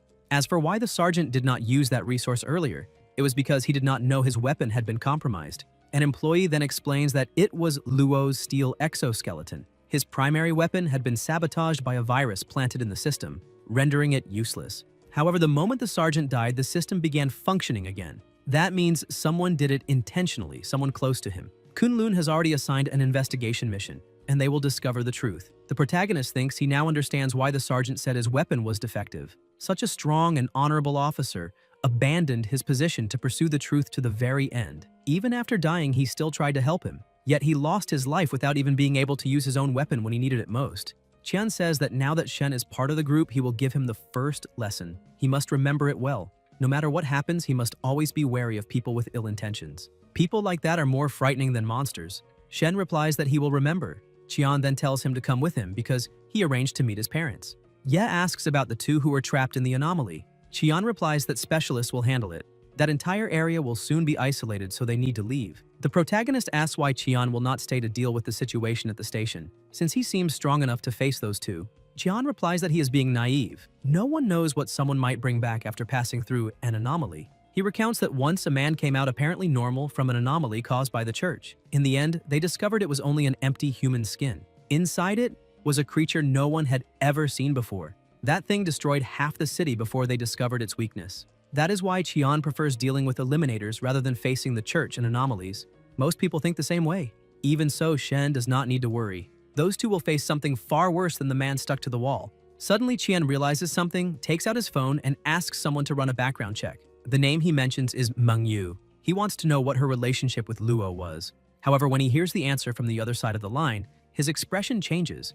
Ye wonders who Mengyu is and thinks she probably had some kind of connection with the sergeant. Somewhere else, Shen's parents say there is something important he needs to know. Before discussing the contract with Qian, he must make a decision. Qian agrees and says he will step outside to smoke while they talk. The mother then says they will no longer hide the truth. Shen comes from a prestigious family. His father originally belonged to a branch of the famous Sanjin clan. Shen thinks that confirms his suspicions. He remembers reading in a history book that the Sanjin clan was one of the few families that inherited divine powers and artifacts. The mother explains that his father was a true prodigy, but suffered a qi deviation while training an ancient technique and lost all his strength. Discouraged, he came to the city, and it was there that he met Shen's mother. Later, the grandfather tried to arrange a political marriage for his father, but he refused and chose to marry for love. That enraged the grandfather, who completely expelled him from the family. After that, they had Shen and began living a simple but happy life. Shen asks whether they are telling that story just to show off their romance. His father replies that is not the reason. They are telling it because the talent Shen has shown is far beyond ordinary. If he returns to the grandfather now and acknowledges his bloodline, the old man will certainly accept him. He could become a disciple of the clan and gain access to extraordinary resources and privileges. The heritage of a prestigious family is something most people can only dream of possessing. However, if he joins the human martial arts group, he will lose that opportunity forever. The choice is his. Whatever decision he makes, they will support him. Shen then says he has already decided. He will join the human martial arts group. His mother asks if he is sure. If they speak to the grandfather, he could live a life filled with wealth and comfort. Shen says he does not want to go back. He does not want his parents to have to beg again because of him. If his father managed to move forward on his own, then he can do the same. He believes in himself. His parents say it is his life and they respect his decision. He has grown up. Shen thinks that over the years they almost never returned to the grandfather's house. Whenever they did, they were received coldly. Neither the grandfather nor the rest of the family treated them well. The only good memories he has of that place are from childhood, when he played with other children of the family. In his past life, he faced constant loneliness and hardship. Only now does he truly understand the meaning of a family's love. Qian says they are welcome to the human martial arts group. The protagonist thinks that a cold family like the Shen clan is something best left in the past. Qian continues by saying that in a few days he will participate in the admission exams for the 3 most prestigious schools in the world. Until then, he would like Shen to remain at the group's facilities preparing himself. He asks the parents whether that is acceptable. The mother replies that it is wonderful. Those are the best schools in the world, so their son should not pressure himself too much. He just needs to do his best, as he always has. Shen then says they can consider him officially part of the team from that moment onward. Meanwhile, in a corridor, Zhao sits scrolling through her phone. She writes a post saying that a cruel case of bullying ruined a classmate's future. The top student in the class, after failing an exam, supposedly became mentally unstable and took revenge on society by injuring his classmates. According to her, the police had to intervene and there will certainly be consequences. Zhao looks at the post and thinks it is perfect. Her video is spreading quickly and everyone is talking about what happened with Sun and the others. In her view, it was completely worth it to go to the hospital just to take a photo of her injured face. She thinks Ye will reap what he has sown while she will continue being seen as the perfect goddess she has always been. In her mind, Shen should not blame her. This is simply his destiny. From now on, he will not be able to enter any school, learn martial techniques, gain access to weapons, armor, elixirs, or enhancement potions, and certainly not obtain any special inheritance. He will end up like Sun and the others, a complete failure. Meanwhile, she will become someone they will never be able to reach. Suddenly, a notification appears on her phone. The post has been flagged for spreading misinformation and removed. It demands that everyone stop spreading rumors at once. Otherwise, both the platform and the human martial arts group will take legal action against those responsible. Zhao's eyes widen when she sees that the post has been flagged for spreading misinformation. She asks if that is really possible, remembering that there is clear evidence that Shen acted in self-defense. Zhao says she cannot believe it and questions again why this information is not being released, what the human martial arts group has to do with the case, what the school is saying, and what their official position is. Soon after, another piece of news appears. Shen has signed a contract with the human martial arts group, and the 5 best schools in the province have offered him guaranteed admission. When Yibing sees this, she slumps down in discouragement and thinks about how close she had been to success. She wonders how Shen managed to enter the human martial arts group and how he was able to achieve all of this. Meanwhile, at the human martial arts group, Qian informs them that the police have just sent the report and that the case is closed. A major battle took place, many people died, and one of them was captured alive. The protagonist asks if the situation was really that serious. Qian replies that he simply eliminated that individual and because of that earned 5 merit points. Shen asks what merit points are. Qian explains that they function as an internal currency used to purchase special items such as techniques, materials, information, and souls. It was precisely information that made that entire operation possible. But since Shen still does not hold an official position, he will not receive merit points. At that moment, Ye receives a notification on his phone informing him that, due to his significant contributions in that battle, the government has decided to grant him a special reward. Since he is still underage, a more appropriate form of compensation has been chosen. The package has already been sent and must be collected in the main lobby of the Human Martial Arts Group building. The protagonist asks if he really received a reward and what it might be. On the 105th floor, Qian comments that in high school they only teach the basics, and that true martial arts techniques are only learned in higher education. So he believes the reward must be a good combat technique. Shen says he really needs some offensive moves because he has already been targeted several times, and if it had not been for pure luck. Qian says he knows, and that for now, Shen should avoid going out, because he will personally investigate those assassination attempts immediately. An employee reports that the online rumors have already been resolved, and Qian says that is good, adding that from now on, Shen is officially part of the group. This month's funds have already been transferred to his account, and he should spend them wisely. The butler asks the student to follow him so he can show him his room. Qian tells him to feel at home because he still has work to do and cannot accompany him, but Shen can call him if he needs anything. Shortly afterward, a girl approaches, introduces herself, and congratulates him on joining the human martial arts group. She says he is amazing and that, since she is younger, she will call him Big Brother. She says she wanted to thank him for all the support and admiration during this time and hopes he studies hard, trains hard, and becomes a very important figure.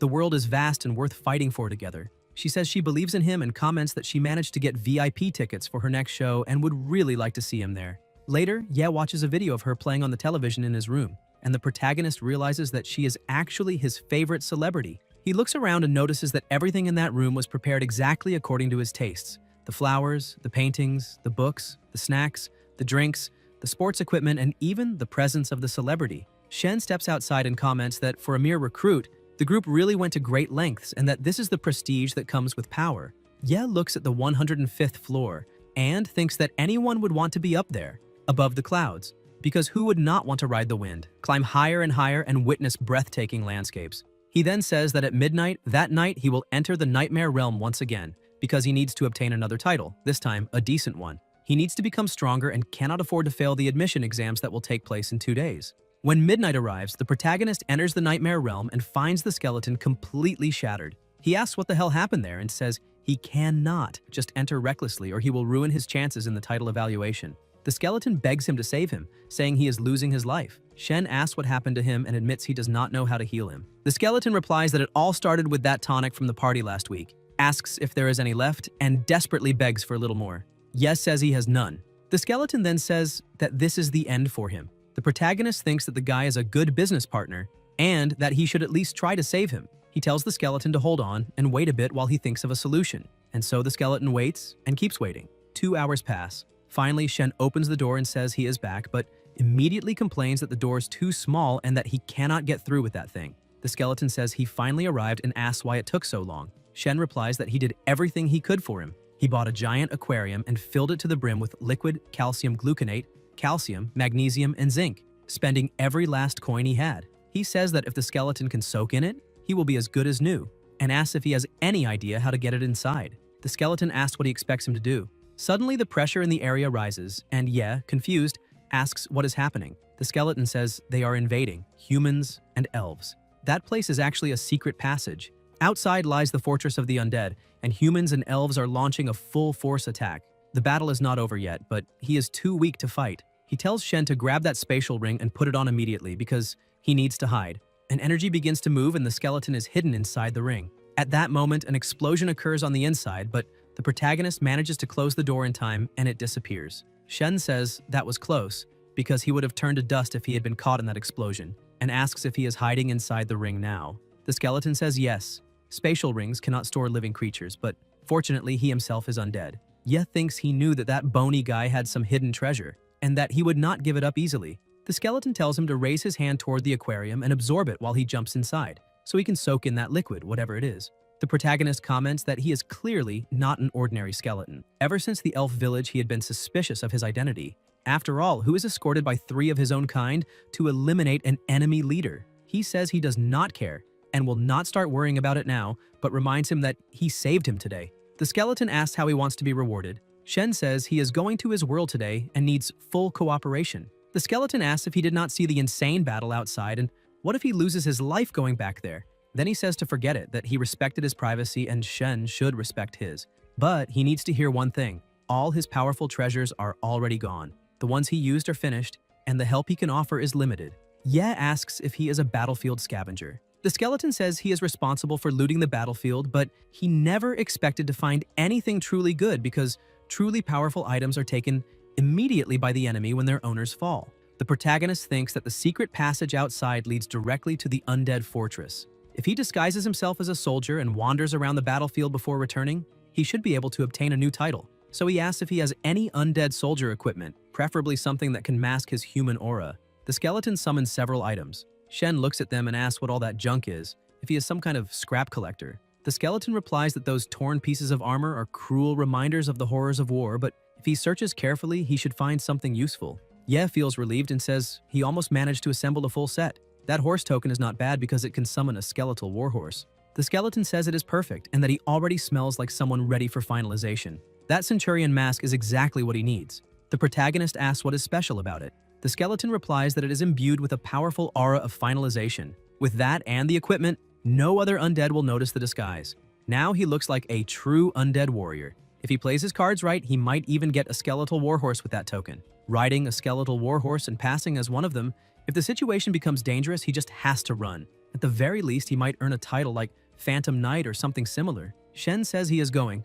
The skeleton warns him not to dare lose his life because if he gets finalized, they will find the ring on him and then he himself will have problems later. Ye is about to enter the door and says he will try his best not to lose his life. When the protagonist enters, he realizes the place is completely destroyed. He picked up a dagger in the lands of the elves and intends to use it to have a bit more protection this time.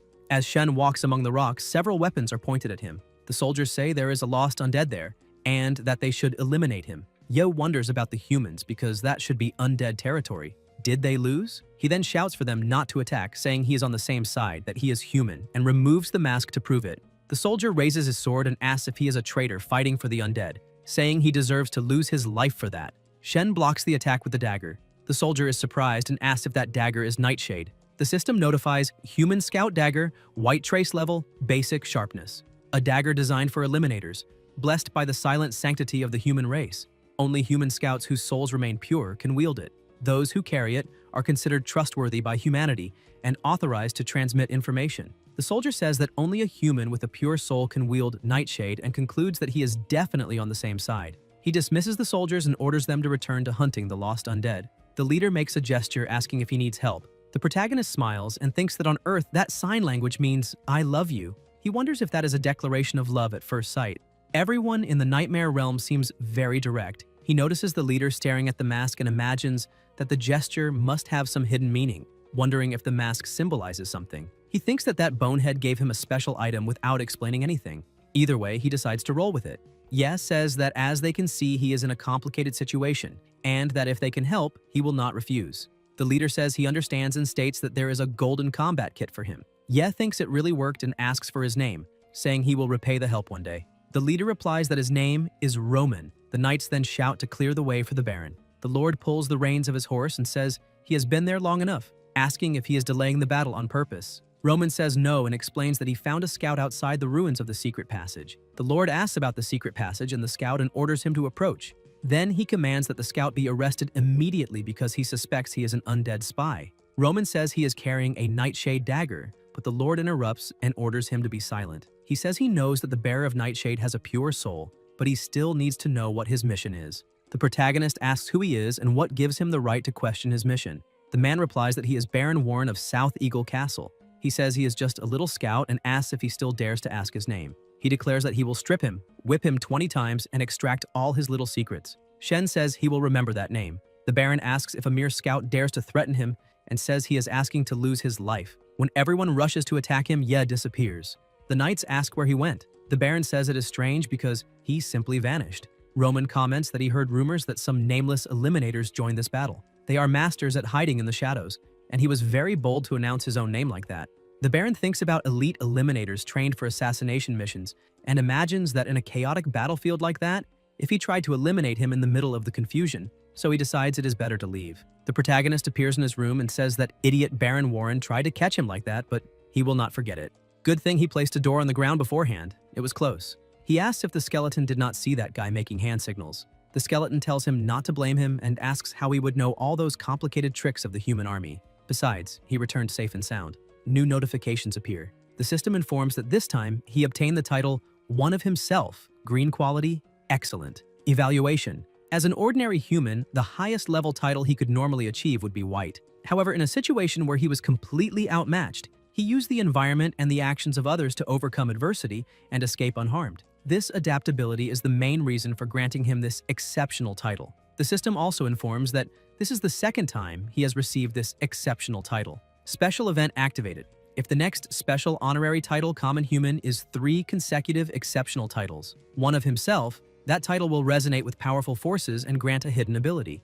To obtain this hidden ability, he must proceed carefully. Shen asks if 3 identical titles can activate a hidden ability, and concludes that if the next title is also One of Himself, the power will be activated. However, if it is any other title, he will lose that opportunity. He wonders how he will manage to obtain another green quality, One of Himself title, and concludes from the description that he needs to be in a desperate situation, facing overwhelming odds, and use intelligence and the environment to escape. Thinking about the 2 times he obtained One of Himself, both in the elf village and on the undead battlefield, he was deep inside enemy territory in a life-or-death crisis. Even so, in the end, he managed to dissolve their hostility and even gain their willingness to help him, so that is the key. But the standard is too high, like walking on a tightrope, and he only has 1 attempt. There is no way he will throw himself into that recklessly. If it is too risky, he will give up on that hidden ability. His own life is definitely far more important. At that moment, a sound plays. A voice informs him that he has a visitor. It says the visitor identified herself as a member of the Luo family, that her identity has already been verified by the group, and asks if he wishes to receive her. The protagonist thinks about the sergeant's family. The sergeant lost his life investigating his case and even saved him after being finalized. There is no way he can refuse someone from his family. So he replies that he wants to see her, and the voice informs him that the meeting has been scheduled in the room on the 5th floor. On the 5th floor, a girl is already waiting. Shen asks if she's looking for him. Ye's eyes widen the instant he recognizes who she is. She is a great swordswoman. The girl introduces herself as Mengyu, younger sister of Luo Faichuan, and says she came to ask a few questions.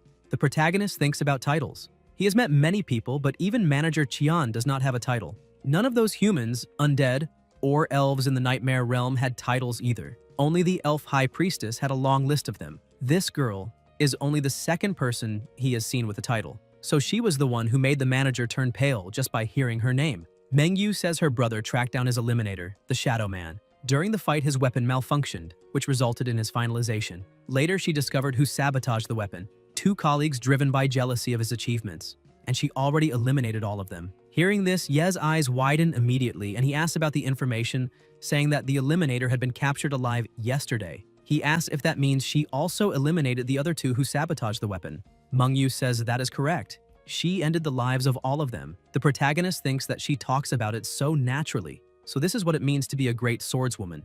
Mengyu continues and says her brother was a man of limited talent. She guided him into a good school, secured a good job for him after graduation, and arranged a good wife to continue the Luo family line. Everything was following the plan. She only wanted him to live a safe and protected life. Shen thinks he always considered the sergeant a prodigy and does not understand why she insists on saying he was a man of limited talent. Mengyu says that, however, her brother ended up betrayed, his body tied up, and hidden inside a closet, and asks why he remained silent. She asks if he is suggesting that she should allow others to humiliate her brother without seeking revenge. Ye replies that he is not, that he was just thinking, and asks if she will not have problems for eliminating those men. Mengyu says she understands his doubt. He carries the surname Shen, but he has never lived among noble families, so he would not understand. No matter how ordinary her brother was, he was still a member of a noble family. Losing his life in such a humiliating way at the hands of an eliminator was unacceptable. She, representing the family, restored their honor, and no one will dare question her actions. Moreover, the eliminator's mother had the surname Zhao, and he had adopted her name. She interrogated the eliminator, but he had no idea who hired him, and did not know he had eliminated a member of the Luo family. Now that everyone has been finalized, the trail has gone cold. That is why she came there. She wants to know if he has any idea who wants him dead or if he suspects anyone. She says even a vague guess would be useful and asks him to name a few people because she will handle the rest herself. The protagonist says that honestly he has no idea who is behind it, but she already avenged Sergeant Luo by eliminating those responsible. Mengyu says that is not enough. They still need to find the person who hired the eliminator. That eliminator killed her brother, so she needs to eliminate both the assassin and the person behind everything. Only then will her brother rest in peace. Suddenly the sky is split in half and Shen is shocked, thinking she just did that, yet he did not even see the moment when Mengyu drew her sword. She asked him to think carefully and asked if he noticed anything strange, any detail or unusual event. Then she asks if, as a member of a noble family, he has ever had any conflict with other families or might have made enemies without realizing it, also telling him not to be intimidated by their power or influence. If he needs help, he can come to her anytime. Ye says his family does not get along with the Sanjin clan, but they rarely have contact. When he visited the place, he only spent some time with children his own age and did not offend anyone. Then he remembers something. The first time he was attacked, he heard terrified screams in the hospital and comments that there might have been witnesses. Mengyu says she will investigate that immediately and promises to inform him as soon as she finds something. Then she gives him her contact information, thanks him, and says she must leave. The protagonist simply asks her to be careful. Soon after, Qian appears behind him and comments that that strike was terrifying. He also mentions that when Mengyu arrived, she specifically asked if he had any intention of hurting him. Shen admits he was worried because he feared she might blame him for Luo's death, but it seems everything is fine. After all, she is the most talented member of the current generation of the Luo family, and even among other noble families, she is considered exceptional. The protagonist asks if she is still in school or if she has already started working. Qian replies that she will take the high school entrance exams this year and that she is in the same grade as him. Qian tells him not to feel discouraged because noble families often possess secret inheritances and begin training their children from a very early age, so it is normal for them to be much stronger than others of the same age. If he had grown up within the clan, he would probably be just as strong as her. Shen replies that, in fact, he feels more relieved than anything else. She is on his side, and if she discovers who is behind all of this, it will be a great help. Then he says he will return to his room and sleep a little. Qian agrees and tells him to go ahead, adding that tomorrow he will call some tutors to guide him on what to watch out for in the exams. Back in his room, Ye is still indignant and comments that, as expected from someone from a noble family, Mengyu is incredibly strong. Noble families stand at the top of human civilization in that world? Then he pauses to think, what if someone from there wants him dead? If that is the case, they could simply spend money freely to hire eliminators from the league and his life could easily end. Shen concludes that he needs to learn some offensive skills as soon as possible. He cannot rely on a great swordswoman to protect him all the time. In the end, he himself is his best bet. Then he asks if there are still any nightmare crystals left, the ones that grant abilities, and asks the skeleton if he still has some of those crystals. The skeleton replies that everything he possesses are undead abilities, and that, since Shen is not undead and does not have a soul flame, he would not be able to use them. The protagonist then asks how he managed to obtain that Moonlight Deerwalk crystal last time, and the skeleton replies that he found it purely by luck. Shen wonders if he will really have to wait until higher education to learn a decent offensive move, but quickly concludes he does not have that kind of time. Besides the eliminators after him, the exams are approaching, and those noble family kids will not be easy opponents. He comments that he has not even checked the combat kit Roman gave him yet. Ye begins to search, but finds only a first aid kit and asks if there is anything useful there. Then he wonders if there might be a nightmare crystal inside and hopes it is a good ability. Among the items, there is also a message saying that the Shadow Hand Brotherhood has set up an information drop point at the main camp, and that if he finds a tent marked with 3 vertical daggers, he can submit his reports there, because the Shadow Hand is waiting. The protagonist asks if there is no ability there, and the skeleton replies that it seems that human Roman mistook him for a member of the Shadow Hand. Shen thinks for a moment and concludes that he already obtained a title today, and will not get another one even if he returns to the nightmare world, which makes this a perfect opportunity to explore. So he asks the skeleton if he found that centurion mask he left behind and whether they can still go back there. The skeleton says it should be somewhere near the secret passage, although he does not remember exactly where, and asks why he wants to know. Ye explains that the human army captured the undead outpost outside the passage and that he plans to dress like a soldier to return to the nightmare world, then asks if there is any human equipment available. Ye says that now he looks like a soldier from the borderlands of the kingdom and asks if he sees the wolf emblem on the shield, explaining that it is their symbol. Since the undead eliminated the humans of the kingdom, no one will question a survivor. The protagonist asks about a crystal, and the skeleton replies that it is a distress letter from the kingdom's lord that also works as a token. He should carry it with him because it will be useful when he leaves. Shen says that is new and asks why this sudden concern for his well-being. The skeleton replies that he saved him the previous night, and he needs to repay the favor. Ye tells him to tell the truth or he will drain all the calcium supplement. The skeleton then admits that he needs to help him gain some prestige in the nightmare world so that he can purchase high-level materials to heal his wounds. At night, in another place, several dead and wounded soldiers are scattered around. One of them calls for help and tells his brother to hold on because the base camp is just ahead, and he will be treated quickly. Meanwhile, the protagonist is hiding behind a rock observing the scene. He thinks there are still some soldiers cleaning the battlefield, so he cannot act recklessly. If he encounters that squad from before and they recognize him, he is finished. There are many bodies there, so he decides to try gathering some information. He finds a giant undead, hides behind it, and orders it to wake up, saying he has a few questions. He asks if it knows anything about that mask, but the undead says it does not. Ye runs off and tells it to rest in peace. The protagonist starts asking several undead about the mask, but no one knows anything. After a while, Shen sits on the ground behind a rock and wonders how he is supposed to find a needle in a haystack. Suddenly, Ye notices something. A werewolf. He comments that werewolves have an incredible sense of smell and might be able to help. So he asks if he has seen or smelled anything like that mask. The werewolf says he has seen the mask before. It belongs to a centurion who now has only one arm. Then he remembers that he is a wolf, not a dog. The protagonist says he can go back now. Shen then notices an arm on the ground and wonders if the Whisper of Darkness will work. He asks if anyone is still there. The arm starts trembling and suddenly makes the same sign Roman made earlier. Ye becomes excited and says that is the characteristic gesture of the shadow hand. It seems they found the right person, and that this is probably the mask's owner. Then he asks if he has anything to say. The hand points to a shoe. The protagonist goes to the boot and says it smells terrible, but there seems to be something inside. Shen shakes the boot. The system sends a notification saying he discovered enough special items to unlock the auxiliary skill item, Knowledge, allowing him to see descriptions. A description appears.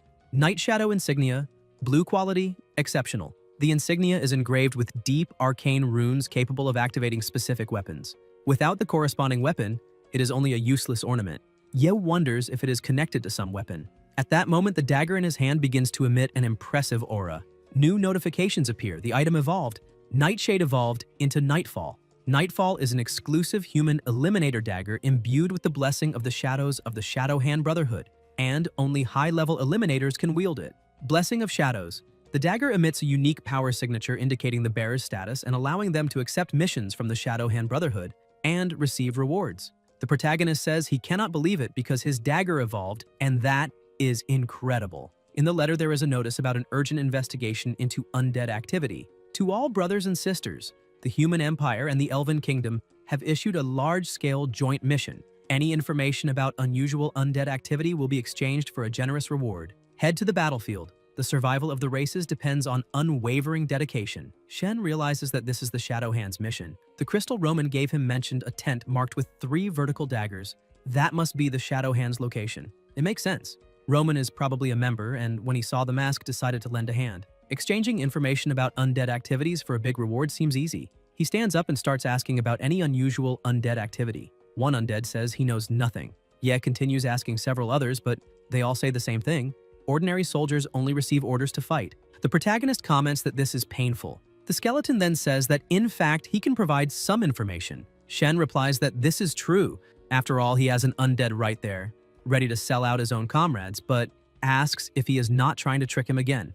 The skeleton replies that the undead are his people, so of course everyone keeps an eye on him. He thinks that this guy always ends up having a hard time in the middle of the undead. The skeleton then asks what kind of information he is looking for, whether it is something capable of turning everything upside down or just something more ordinary. The protagonist replies that he cannot aim that high because he is just a nobody. After all, if he hands over information that is too big, they will investigate, and that would put his life at risk. The skeleton says he has something good enough to earn a decent reward. The undead are using new components in their artillery, which increases the power of the soul flame cannons by 20% and the firing rate by 10%.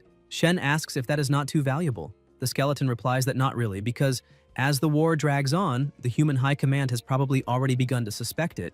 They just still need confirmation. Shen says the information is useful, but it will not attract too much attention. After walking a little farther, Ye hides behind a rock and realizes that this is where the main army is encamped. The Shadow Hand drop point must be somewhere around there, so he starts thinking about how he is going to get inside. The skeleton says those humans are looking for wounded soldiers, so he just has to pretend to be injured and they will carry him inside themselves. The protagonist asks how the healthcare system works on the human battlefield. The skeleton replies that human holy magic is the best there is, to the point that not even the elves can compare, as long as there is payment, of course. Shen asks if even on the battlefield money is needed, and takes the chance to ask how it works among the undead. The skeleton replies that yes, obviously, and that if someone pays enough, they can even regenerate lost limbs. In general, though, the wounded are simply tossed aside and left to rot. Shen asks if there is no treatment at all. The skeleton replies that there is, but it is a lot of work because it requires a special ritual in which a sacrificial altar is materialized. Then, a group of undead or living beings is captured, and then their life force is drained. This method instantly restores the body, but in exchange, it consumes the vitality of others. On top of that, only high-level undead who master that knowledge can do something like that. Ye comments that humans seem far more cost-effective, but it is a shame that he is out of money. The skeleton replies that actually he still has some. Hearing that, the protagonist says he has just had an idea. Shen reallocates all his points into strength, grabs a giant hammer, and says that if he loses his voice after this and can no longer scream, the skeleton will have to help him. The skeleton asks if he is serious. In the next instant, the hammer crashes down on top of Ye, and he lets out a thunderous scream. The skeleton asks why he is trying so hard for such a tiny role. The protagonist replies that if he cannot even convincingly pretend to be wrecked, then there is no way he can perform well, even in a tiny role. Shen starts shouting for help and asks if anyone is there. A soldier hears him and orders the others to head that way because they have found a wounded man. Sometime later, already inside the camp, a healer uses her healing power to treat Ye. When she finishes, she says the healing is complete and that all of his injuries have been fully restored. The Lord tells her she may leave and that someone will bring the payment soon. The protagonist asks where he is. The Lord replies that he is safe, inside the human camp. Shen asks who he is. The Lord replies that he is Prince Norton. When he sees the shield Ye is carrying with the fierce hound emblem, he asks if Ye came from Rhine. Ye replies that he finally found the one he was looking for and says that Rhine was invaded by the undead, so they need to send help, because this is a message from the Lord. A mage uses magic on the crystal, and the message is transmitted. The people of the Empire hear the voice of the Lord of Rhine, who promises 300 gold coins and a large piece of land to anyone capable of bringing troops to save the territory because they need help. The mage says that it really is Lawrence's voice, and that the crystal is authentic as well. Prince Norton replies that Ye really did come from Rhine, but there is something he needs to know. Rhine has already been destroyed. The undead invaded the territory, and unfortunately, he is the only survivor. The protagonist's eyes fill with tears. He begins listing several names, asking if no one survived and saying he cannot bear hearing that. Norton says that he crossed through hell and came back, and that surviving the stone hammer of that giant undead cannot be called anything other than a miracle. He states that Ye is Rhine's last hope and says that now he needs to rest, without worrying about anything else. Tomorrow, they will arrange for him to be transported to the Empire's rear lines, where he can live safely. Shen, however, thinks that cannot happen. He needs to find the Shadow Hand tent and deliver the information he gathered so he can learn some techniques. He cannot let them take him away from there, so he gives thanks and asks for permission to remain on the battlefield. The prince asks why. Shen, with tears in his eyes, replies that he needs to avenge his people. He says he cannot allow the undead to get away after what they did, and that he wants to fight them until he drives them all out one by one. The people around him feel sorry for him. Norton comments that he has a lot of courage for someone so young. He says the Lord of Rhine certainly chose him for that important mission for a reason, and asks whether he possesses any extraordinary skill. Ye replies that he is fast, claiming that no one his age in all of Rhine can move faster than he can. While speaking, he thinks about devouring the title One of himself and redistributing all his status points into agility. The system sends a notification informing him that the devouring has been completed successfully, that one green title has been consumed, and that 3 status points have been granted. According to the order he gave, all status points are allocated into agility. The protagonist steps out of the tent and asks the Lord to watch. Shen then begins moving at an impressive speed, running all over the place and quickly circling the entire area. Then he stops and asks if he can now remain on the front lines. The people comment that that child is incredible. Some say they can let him stay, that he can fight beside them and avenge the fallen comrades. Others say he can go with them, promising they will look after him. Norton observes that his speed is truly impressive. At that moment, an elf asks where he got that bracelet. Ye replies that it is elven craftsmanship, and that an elf named Laney gave it to him. Inwardly, he remembers that he previously revealed the undead's plans, so the elves owe him a favor and probably will not cause trouble. The elf then uses her magic on the bracelet. On the other side, Laney asks who is using elven magic to call her. The elf replies that it is she herself, Eudoria, Archmage of the royal court, and asks why a human boy is using her bracelet. Laney asks if they found him and where it happened. The protagonist greets her and asks whether the magic trick was impressive. Laney replies that it really was and asks when he plans to return to the village. Eudoria asks her to answer the question first. Laney then explains that not long ago, spies infiltrated the village. Before they could act, he discovered their plan, which left the high priest in his debt. She takes the chance to mention that the high priest himself is looking for him. Eudoria says she understands and that they will continue the conversation later. The connection is cut off. The elf comments that the boy is young, agile, and somehow managed to survive several calamities.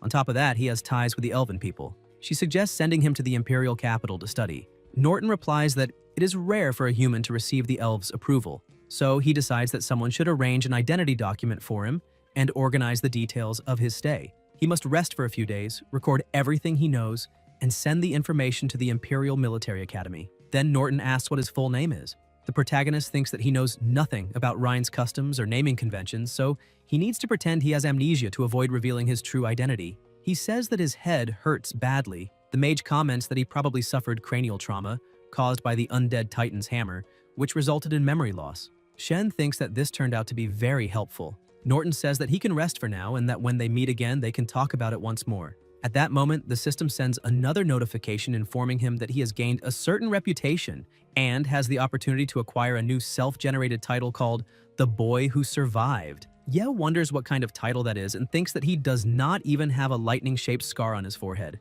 Then he asks if there is any way to get rid of that title. The system replies that self-generated titles require continuous recognition and publicity to solidify. If he wants to discard it, there are two possibilities: disappear from public view so that over time he is forgotten and the title dissipates, or act in a way completely opposite to what the title suggests, causing people to see him differently. Over time, the title itself will eventually change. The protagonist thinks that once everything there is finished, he will disappear for a while. The soldiers then say goodbye to him. He wonders who exactly that prince is, and how just a few words from him managed to raise his reputation so much. The skeleton explains that Prince Norton is the eldest son of the royal family, the future emperor, in other words, the heir to the throne. He was the one who led the alliance between humans and elves to repel the undead offensive. Then he asks if he now understands who he was speaking with. Shen replies that the man is truly impressive. The mage comments that the boy is interesting as well. Eudoria asks what he noticed.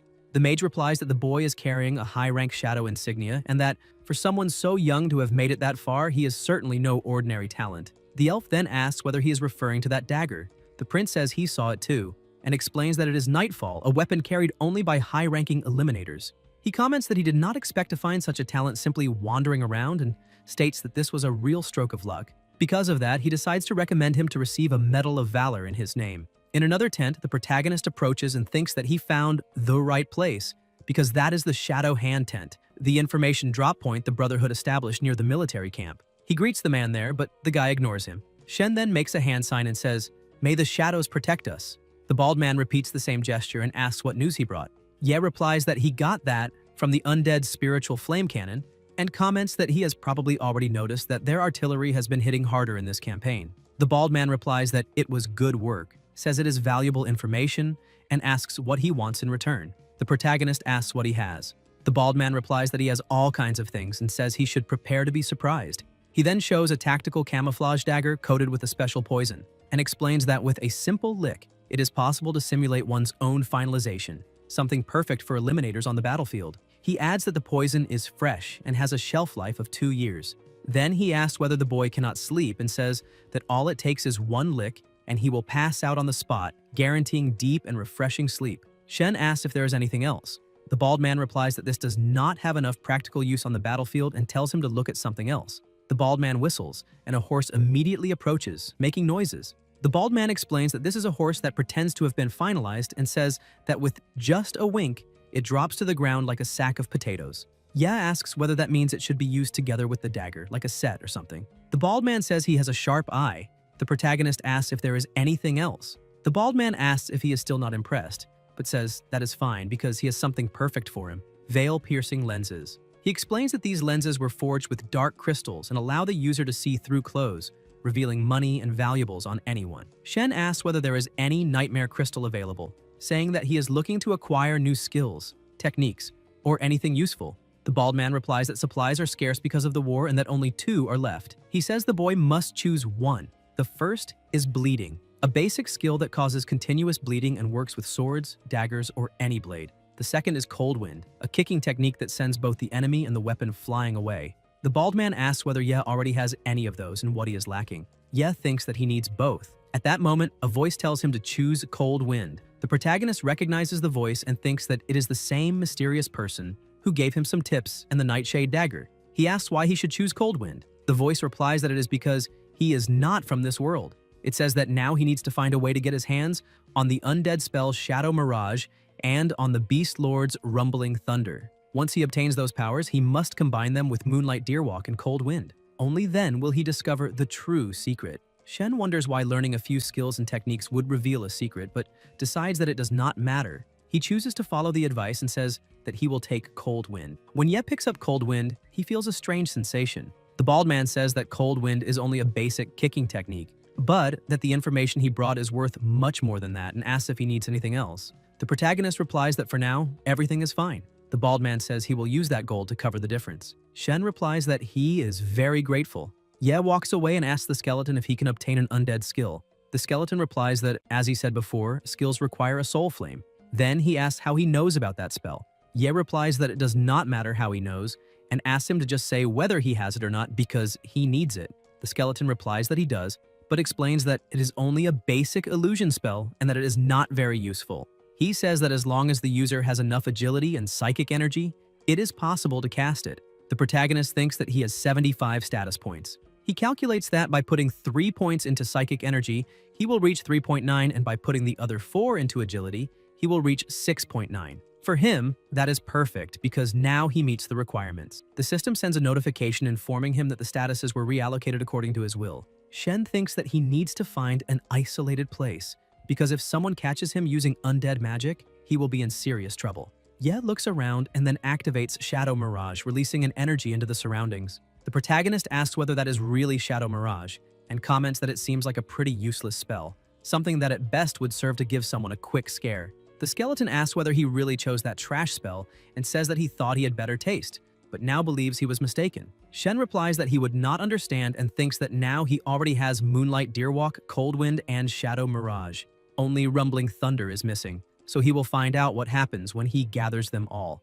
At that moment, a guard approaches saying that he finally found him. He congratulates him and informs him that, due to the heroic acts he displayed, Norton has decided to grant him a Medal of Valor along with a letter of recommendation. Ye is surprised and wonders about this Medal of Valor and how that happened, but replies that he deeply appreciates His Highness's generosity and that he will train diligently, striving to serve the nation. The soldier explains that he may return to the imperial capital together with the troops or travel on his own.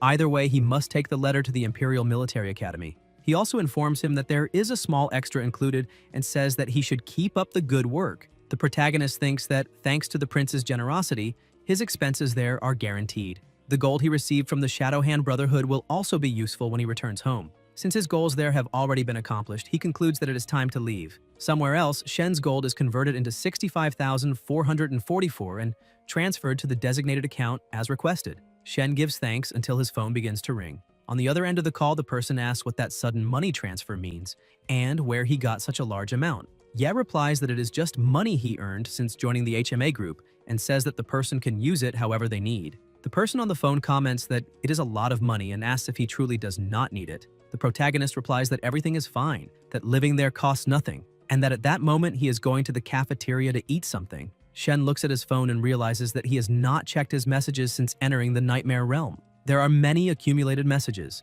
Some people congratulate him for officially signing with the Human Martial Arts Group and say they are proud of him. Zhao also sends a message saying that everything was her fault, asking for forgiveness, and asking what he thinks about going to the movies that night to make up for it.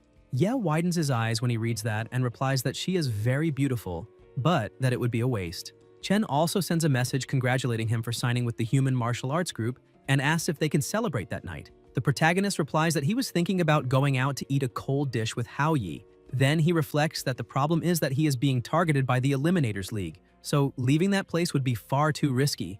Even so, Hao Yi just wants to celebrate with him. Even if the original owner of that body has already departed, the friendship with Chen still remains within him, and Shen can feel the genuine bond they built while growing up together, something he never experienced in his past life. Even though they are now following different paths, he wants to cherish that friendship while he still can. At that moment, another message arrives asking whether he can show him the human martial arts group that day, saying that it is the job of his dreams. Shen thinks that this is perfect because the group allows visitors and the place is completely safe. That way he can satisfy Chen's curiosity and celebrate at the same time. He replies by saying that they should have lunch together. Chen answers that this is amazing and that he will get there right away. Ye says he will meet him in the lobby. Elsewhere, when the protagonist arrives, he notices that something feels strange. There are several people gathered there, and a dark aura hangs in the atmosphere. Shen thinks that the aura of those people is completely different from that of ordinary people, and wonders whether those are the professionals that Mr. Qian mentioned. A large man glances to the side, approaches, and asks whether he is one of this year's newcomers. Ye replies that he is and apologizes, asking if he had been staring too much. The big man replies that it is no problem, saying that when he was recruited, he also used to stand there, admiring the group's professionals. The protagonist asks if he wanted to become like them. The big man replies not at all and says that back then he thought everyone there was just a bunch of arrogant idiots and that he felt like tearing them apart. Shen begins to think whether those people really are the professionals, displaying power with that insolent and arrogant posture. The big man then notices something and asks if the girl beside him, Wenna, is on duty that day, and whether she would like to have dinner later. Wenna immediately points a weapon at his face and tells him to get lost, saying that if he bothers her again, she will skin him alive, exactly as she did to that other pervert the other day. The big man replies that she does not need to be so aggressive. Wenna then turns to Shen and says that a boy named Chen Hao Yu has arrived, explains that his identity has already been verified, and asks whether she should let him in. Ye replies that yes, explaining that he is a school friend and that they can let him in. Wenna tells him to stay there while she goes to get the boy herself. The protagonist replies that there is no need because he can go meet him himself. Wenna replies that this is not possible, explaining that Manager Qian left specific instructions. According to her, Shen seems to be in a complicated situation, so they need to guarantee his safety. Shen replies that he understands. Sometime later, still in the same place, Chen approaches and comments that the place is insane, saying that everything is shining and that it looks like really struck it big. Shen replies that he can come visit him there whenever he wants. Hao Yu says he has become a legend, stating that signing a contract with the human martial arts group caused a huge uproar at school and asks if he has any idea of the commotion when everyone found out. Ye replies that that is enough about that and says that he will take him to the group's cafeteria. Chen replies that he is not hungry yet and that he would rather first see where he is living. Ahead of them, there are a few people, and the protagonist explains that he lives on the 105th floor. Hao Yu comments that he is literally living in the clouds. Suddenly, Shen receives a message. The message is from Meng Yu. She says that when he was attacked in the hospital by that anomaly, a nurse witnessed everything, but afterward she disappeared. All they found was a mutilated body, but it was not hers, and they are still trying to identify the corpse. Meng Yu adds that she also found a video and asks him to take a look. When Ye sees the video, his eyes widen immediately. In the message, Meng Yu also comments that she suspects the nurse was silenced because of him. In the video, the person appears walking while looking around, trying to stay as hidden as possible. Meng Yu adds that she's redoing the background checks on everyone around him. The protagonist becomes even more shocked when he realizes that the person appearing in the video is his own partner, Chen. Meng Yu also informs him that this person was acting extremely suspiciously at school that morning, as if he were looking for something. Shen starts wondering what Hao Yu was doing that morning. He remembers that at that time, he was inside the nightmare realm, which is why he did not appear on the security cameras even after they checked the entire school building. He wonders why Hao Yu was looking for him. Ye remains silent as he watches his friend. Chen asks what happened. In the message, Meng Yu also warns that if he encounters that person, he must be very careful. Soon after they arrive on the 105th floor, Hao Yu becomes very excited and says that he has never been so high up in his life, asking whether Shen sleeps there every day. He comments that it is insane. Chen asks to see his room and says he can hardly wait to see the view from that place. The protagonist points and says that it is the room at the end of the corridor. Hao Yu replies that they are almost there. Suddenly, Chen moves quickly and strikes Shen right in the forehead. However, that was only an illusion. Hao Yu asks whether that was an illusion and says that it is impossible, questioning whether that boy really reached such an advanced level in martial arts. Ye then strikes his face, sending him flying far away. The system sends a notification informing him that he allocated status points consecutively, unlocking Moonlight Walk, Shadow Mirage, and Cold Wind. By combining these techniques, he temporarily activated a lunar style called the Incomplete Technique, Frozen Moon that Shatters the Heavens. Effects: guarantees impact. The protagonist declares that he is not Chen and asks where the real Chen is. Right after that, more system notifications appear informing him that by successfully executing the Incomplete Technique, Frozen Moon that Shatters the Heavens, his body underwent extraordinary refinement, increasing strength by 1 point, agility by 2 points, and psychic energy by 1 point. The Eliminator replies that it is already over and says the boy will soon be joining him. The protagonist stares back without retreating and rushes forward with a kick, but the Eliminator blocks it easily and says he can stop such a weak attack even with one hand behind his back. At that moment, Shen's energy suddenly surges, and he manages to launch him away. As he watches the result, Shen realizes that this must be the secret mentioned by the voice earlier. Who would have imagined that combining such basic techniques could produce something so powerful? Ye releases his power once more, but the Eliminator moves in time to dodge and calls him a clever little bastard, saying he had been hiding a weapon the entire time. Though it is a shame his aim is terrible since he missed every shot. Suddenly an alert echoes throughout the building, announcing that gunshots have been detected on the 105th floor, and that all professionals must respond immediately. The protagonist says he was never trying to hit him in the first place while the drones repeat the warning about gunshots detected on the 105th floor. Then, in an instant so fast he cannot even perceive it, the Eliminator is struck by bullets in his arms and legs. Wenna appears saying that that damned skin swap technique even fooled her because she examined his body carefully and would never have imagined he was using Peng as a weapon. She throws him against the wall and demands answers, asking what his objective is, who sent him, and why he tried to eliminate Shen, ordering him to speak immediately or she will rip off his skin and make him beg for the end. The Eliminator replies that she will not get any information from him. In the next instant, he loses his life, and Wenna realizes he had a poison capsule hidden in one of his teeth and irritably comments that she should have knocked him out first. She admits she has never heard of anyone mastering the skin swap technique at that level because he deceived the entire security system and even fooled her. And now he is dead. Frustrated, she says all they can do now is hope the autopsy reveals some clue. The protagonist decides to stay quiet because he clearly does not want to irritate her even more. In the morgue, a voice reports that the technical team has completed the autopsy and reveals that the man was a highly trained eliminator who possessed no objects capable of identifying him. And even the Cyberanics database has no records of him. Wenna apologizes for her own incompetence, but Chien says she should not blame herself, since his human metamorphosis technique was perfect, and even the security system could not detect his true identity. He comments that they should leave, because that corpse is no longer useful. The protagonist says they can go first because he intends to stay a little longer. Chion agrees and says he will wait for him on the rooftop, thinking to himself that the boy can sense when someone is finished and wondering whether he might know something. Once they are alone, Shen activates the ability Whispers of Darkness and orders the Eliminator to rise and answer his questions. The Eliminator slowly rises and asks whether he can really speak with the finished, saying it will not help him at all because he does not intend to tell him anything. The skeleton watches with curiosity and comments that it is interesting because he has never seen a corpse resist the Whispers of Darkness. Ye asks why he still refuses to speak, and the skeleton admits he has no idea but thinks it will be fun to watch. Chains begin to move as a terrifying aura fills the area, and the Eliminator becomes pinned with nails driven through his hands. Creatures appear around him while flames begin to engulf him, and the pressure in the room rises in a frightening way. The Eliminator is consumed by the flames until he is completely burned, but his body soon begins regenerating again. Confused, he barely understands what is happening when the flames wrap around him again. The skeleton then says that he remembers now. When a soul resists the Whispers of Darkness, it is condemned to eternal torment. These flames will burn for 100 years, and that is only the warm-up. After that, the soul will suffer 3,600 different tortures, each lasting 100 million years, repeated endlessly until the sinner finally speaks.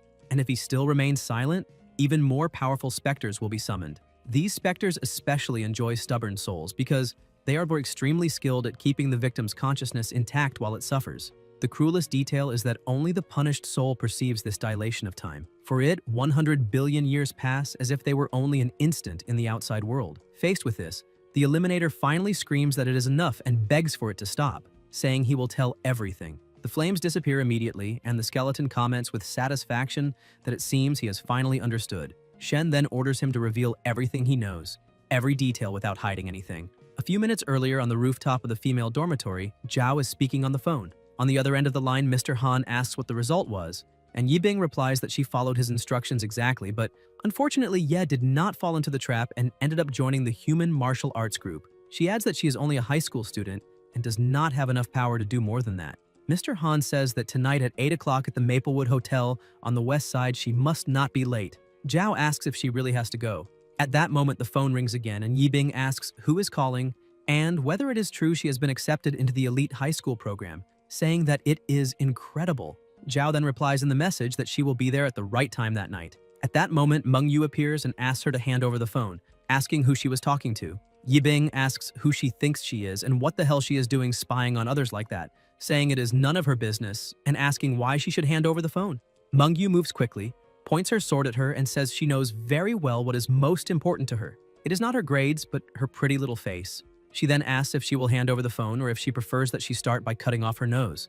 Zhao replies that she does not care who she is, that she will not get away with that, and that the police will arrest her. At that moment, Mengyu's phone rings, and when she answers, she asks if they have obtained any information. A voice replies that they captured the Eliminator. They are interrogating him at that very moment, and he has already begun confessing. Mengyu asks what he said, while Yibing, frightened, asks if it is Shen and whether he came to take revenge, asking if he was the one who sent Mengyu there. Meanwhile, in another room, the protagonist tells the Eliminator to keep talking. The Eliminator explains that they belong to the Eliminators League and that not long ago they received a joint contract. The mission was to eliminate him but make it look like nothing more than an accident. To do that, they staged a fake calamity at the hospital, and his partner was supposed to carry out the elimination. He himself eliminated Haoyu, assumed his identity, and lured him to the hospital. That artifact was supposed to be activated, and according to the plan, he should have lost his life there. But not only did he survive, an eyewitness also appeared. Because of that, they needed not only to eliminate him, but also to discover why the ritual had failed and recover the artifact. Then a police officer appeared, but he was inexperienced, so they were able to manipulate him easily, and discovered that the two of them were connected. That was when they adjusted the plan. They eliminated the officer at the police station, took his place, tried to obtain information, and then, finally, eliminate him. Unfortunately, the plan failed until that day when another opportunity finally appeared. Shen asks where he hid Officer Luo's body, and the Eliminator replies that he placed it inside a cabinet at the police station. Shen then asks where Chen Haoyu's body is. The Eliminator replies that he hid it in the school's sewers, and soon, a voice on the phone confirms that the body mentioned earlier has been found in the school's sewers. Ye squeezes the phone so hard that it cracks and asks who hired them. The Eliminator replies that only the operation's leader knows all the details. The protagonist asks who that leader is and where he is. The Eliminator replies that they call him the Skinner, a famous eliminator in the underworld, and that the human metamorphosis technique he used was taught by him. He is at the Maplewood Hotel, right at the exit on the west side. The nurse who served as the eyewitness is hiding there, and he is planning to eliminate her. Shen asks what kind of person this Skinner is and what his weaknesses are, but the Eliminator replies that his powers are unfathomable and that he has never seen him display any weakness. Ye asks that if he is so powerful, why he did not come after him personally. The Eliminator replies that with the reputation he has in the Eliminator world, personally eliminating a mere high school student would be a huge stain on his career, and he believes supervising the Shadow Eliminator is already more than enough as a favor for whoever is funding the operation. The protagonist asks if he means that the man has no distinctive traits and orders him to say everything he knows. The Eliminator says that if he had to mention something, it would be a peculiar habit: cannibalism. Mengyu hears everything through the phone and says she will pay a visit to this so-called Skinner. Shen tells her to wait, but she hangs up before he can finish speaking. The Eliminator comments that he does not know who that girl was, but if she is really going after him, things will not end well for her, because the Skinner loves eating women, especially young and innocent ones. At the same instant, Ye punches him and sends him flying, saying he should not answer questions nobody asked, and that now he can disappear. At the 5-star Maplewood Hotel, someone is having a meal. Two people sit at the table, a man and a woman. The man comments that the initial texture is creamy and dense, but not quite pasty. When chewed, a subtle sweetness appears accompanied by a light bitterness that lingers on the tip of the tongue. He observes that the fact she hid there ended up enhancing the ingredient even more, and apologizes for the observation. He then takes a sip of the drink and comments that it is rich, full-bodied, and smooth, but the real highlight is the perfect balance between sweet and acidic, something that reminds him of a refined cherry, and that the plasma cocktail perfectly enhances the salty notes of the meat, turning the combination into a true work of art. He says it has been a long time since he enjoyed a meal of such quality, and that it truly moved him. The nurse is missing one of her eyes because it has been placed on the plate as part of the meal. The man says that to show his gratitude, he will savor every piece of her. At that moment, the phone rings and he apologizes, saying some people simply cannot avoid interrupting dinner. After all, life is full of unpleasant surprises. Soon he receives a message from Mr. Han saying that he needs him to deal with the target personally. The man asks if he really wants him to handle it alone, and thinks that he has just received the news that his associate lost his life. 3 eliminators have already been killed, which means the target is definitely not an ordinary student. He replies in the message that he can handle it and asks what he will receive in return. Mr. Han says it involves a girl, and the man writes that it cannot be just any girl, because Han should know that his standards are quite high. Han then sends the photo. The man looks at the image and is impressed, saying that she is an innocent and beautiful lamb, and that just looking at her, he can already sense the fragrance of youth. He thanks him for arranging such a charming meeting, says he is truly touched, and declares that he will personally take care of that boy. Han replies that at 8 o'clock the girl will be there. The man says that time is essential and that he needs to make proper preparations for a perfect meeting that night. He observes that the perfume is not appropriate, that he needs to take a bath, change his tie, change his socks as well, and brush his teeth thoroughly, otherwise he will not be able to fully appreciate the flavor. Suddenly he notices something, looks at the nurse, and comments that he almost forgot the most important part. He releases a thread and says that their relationship ends there. The nurse is immediately cut into pieces, and the man comments that he would not want her to scare his guest. Meanwhile, the system reports that the digital image matches, the brainwaves match, facial recognition matches, and the identity has been verified, asking him to say a phrase that will serve as his personal activation password. The protagonist replies that 10,000 katanas tear through life and thousands of miles pass in peace.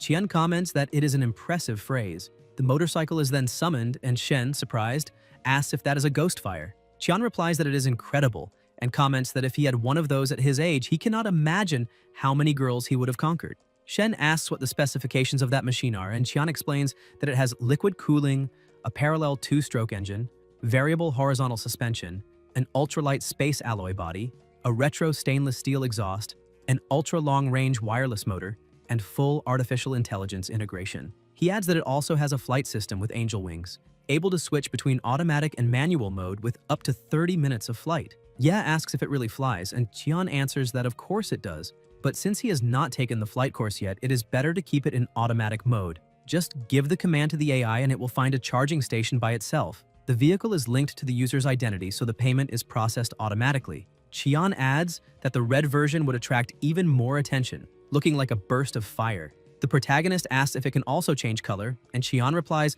that it has an advanced camouflage coating that changes color on command, allowing any tone to be selected. Shen comments that as impressive as the motorcycle is, he kind of expected to receive a secret martial arts manual or something like that. Qian explains that it seems Kunlun evaluated his situation as extremely dangerous, and therefore decided to provide a newer model escape vehicle. When the electric jet turbo mode is activated, it behaves like a missile, faster than one can imagine, capable of saving his life at the most critical moment. Ye says that if Kunlun believes he is in danger, then they probably already know who is after him. Qian replies that even if they know, they will not get involved in something so small, because their priority is the survival of human civilization. Unless he proves his value, he will not receive any rescue code or reward proportional to his potential. The protagonist reflects on that and thinks that in that world, if someone has no usefulness, nobody cares whether they live or lose their life, just like what happened to Officer Luo and Hao Yu. He then wonders how Meng Yu is doing and hopes she has not encountered that so-called Skinner. Qian says that tonight he must remain with the group and that he will not go anywhere. The next morning, he will take him to the examination site, where specialists from the 3 best schools will be present to guarantee maximum security. Shen replies that he can rest assured because he will not leave. Qian adds that the entire floor will be locked that night. Nobody will enter or leave, and they will depart at dawn. Somewhere else, Zhao arrives at the hotel accompanied by Meng Yu. Yibing thinks to herself that she hopes Han will not get angry that she brought that girl along. Meng Yu observes the environment and senses an extremely well-hidden killing intent, almost imperceptible, and then asks if she was the one who said that an online friend had provided various high-level elixirs and nutrients to improve her performance and secure her place in an elite school. Zhao replies that yes, explaining that all they asked in return was that she influence her classmates against Shen, tarnish his reputation, and even assault him. In exchange, she would receive everything she wanted. Meng Yu comments that now that Ye has been accepted into the human martial arts group, her mission has failed, and asks whether Zhao has any idea what might happen to her after that. Zhao replies that she was kidnapped by Meng Yu and asks if she should not be the one worried about the consequences. Meng Yu thinks that Zhao is just an ordinary girl of humble origin. What she did to Ye was simply a transaction in exchange for benefits. But she has no idea that this kind of transaction is leading her straight into the abyss, and that it is not her problem. She then says she will give her two choices. The first is to hide nearby and when everything is over appear as a witness and tell everything she knows. The second is to pretend she never saw her that night, go meet the benefactor as planned, and act as if she does not know her. Yibing then runs away. Mengyu closes her eyes for a moment, and when she opens them, Zhao is already walking toward the hotel. The butler opens the door for her. The young man observes her and offers a flower, saying he can finally meet her in person. If she allows him to call her Bing, he believes she is the most beautiful and talented young woman he has ever met. He says he is willing to sponsor her, recommend her for admission to the province's elite school, and even finance her entire education. Zhao wonders if that is Han and thinks he looks far more human in person than he seemed online. She thanks him for his generosity but says she does not know how she could repay him and asks about Shen. The man replies that she does not need to worry about him, and Yibing asks if that means she no longer needs to bother Shen and whether he will not try to take revenge. The man assures her she can relax because, while she is near him, Shen will not be able to touch her. Zhao feels relieved. Suddenly the wind begins to blow and Yibing comments that it is getting very cold. She thinks it is a good opportunity to hold his arm. The man removes his coat and places it over her shoulders while thinking that he is sensing an extremely pure sword intent coming from outside, directed straight at him. Zhao thinks his clothes smell pleasant. The man realizes he has apparently become a target and concludes he needs to accelerate his plans. He says she is not only talented, but also has a kind heart and that he has decided to recommend her for the admission exams of the 3 greatest schools in the world, asking what she thinks about that. Yibing is shocked and asks if he is serious. The man thinks that this moment, this romantic meeting, cannot be ruined no matter what happens. He then explains that years ago during an archaeological expedition, he made an extraordinary contribution, and Kunlun granted him a special access code. With that code, any research successor he chooses automatically qualifies for the joint examination of the 3 great schools. Now that place belongs to her. Yibing says she is not strong enough for something like that. The man replies that she does not need to worry because he will help her become stronger. For now, she only needs to enter the information into the phone. Zhao receives a notification stating that she is now qualified to participate in the joint examination of the 3 great schools. She hugs him and thanks him. The man asks if she is happy, and Yibing replies that she is very happy. The man observes her, touches her face, and thinks that the moment has finally arrived. Then, without any hesitation, he decapitates her head and kisses it, saying he is happy as well. He then sews the head with delicate threads and thinks it is a true masterpiece. He comments that just looking at her makes him want to cry because she is perfect, hypnotizing, frozen at the peak of beauty. An energy begins approaching rapidly. The man is crying and says he cannot wait to taste her nectar. At that moment, a powerful impact occurs. Mengyu bursts in with her sword in hand. When the smoke clears, Mengyu looks at Yibing and comments that it seems she arrived too late. She thinks she believed her sword intent would make him hesitate, but that man is even more insane than she imagined. From within the smoke, the man screams for her not to touch her, saying she belongs to him. He moves quickly, but Mengyu points the sword toward Zhao. The man immediately stops and begs her not to hurt her, saying he will give anything she wants as long as she does not damage the body. Mengyu replies that if he moves a single centimeter, she will destroy that corpse immediately, and asks who hired him. The man comments that she is using the Luo family's wave-walking sword technique, and that if he is not mistaken, she is the prodigy everyone talks about. He tells her to look around and claims his silk threads have already surrounded her completely, guaranteeing she cannot break through the web. He says she should be a good girl and hand over Bing. Out of respect for the Luo family, he might allow her to live. Suddenly, he notices something different. Mengyu is enveloped in an extremely powerful aura, and she says he will test a theory to see who can handle her sword better, himself or that corpse. The man begins to cry and says they have barely met and already must separate forever. Such a perfect masterpiece, and he has not even tasted the sweetest essence. Even if he cannot taste Bing, he observes that Mengyu seems even more appetizing. He asks if she intends to let him have her, and comments that although entering his mouth may not be as pleasant as it would have been with Bing, it only confirms that Bing really was the perfect girl. His expression becomes terrifying, and he declares he no longer cares because he will devour both of them completely.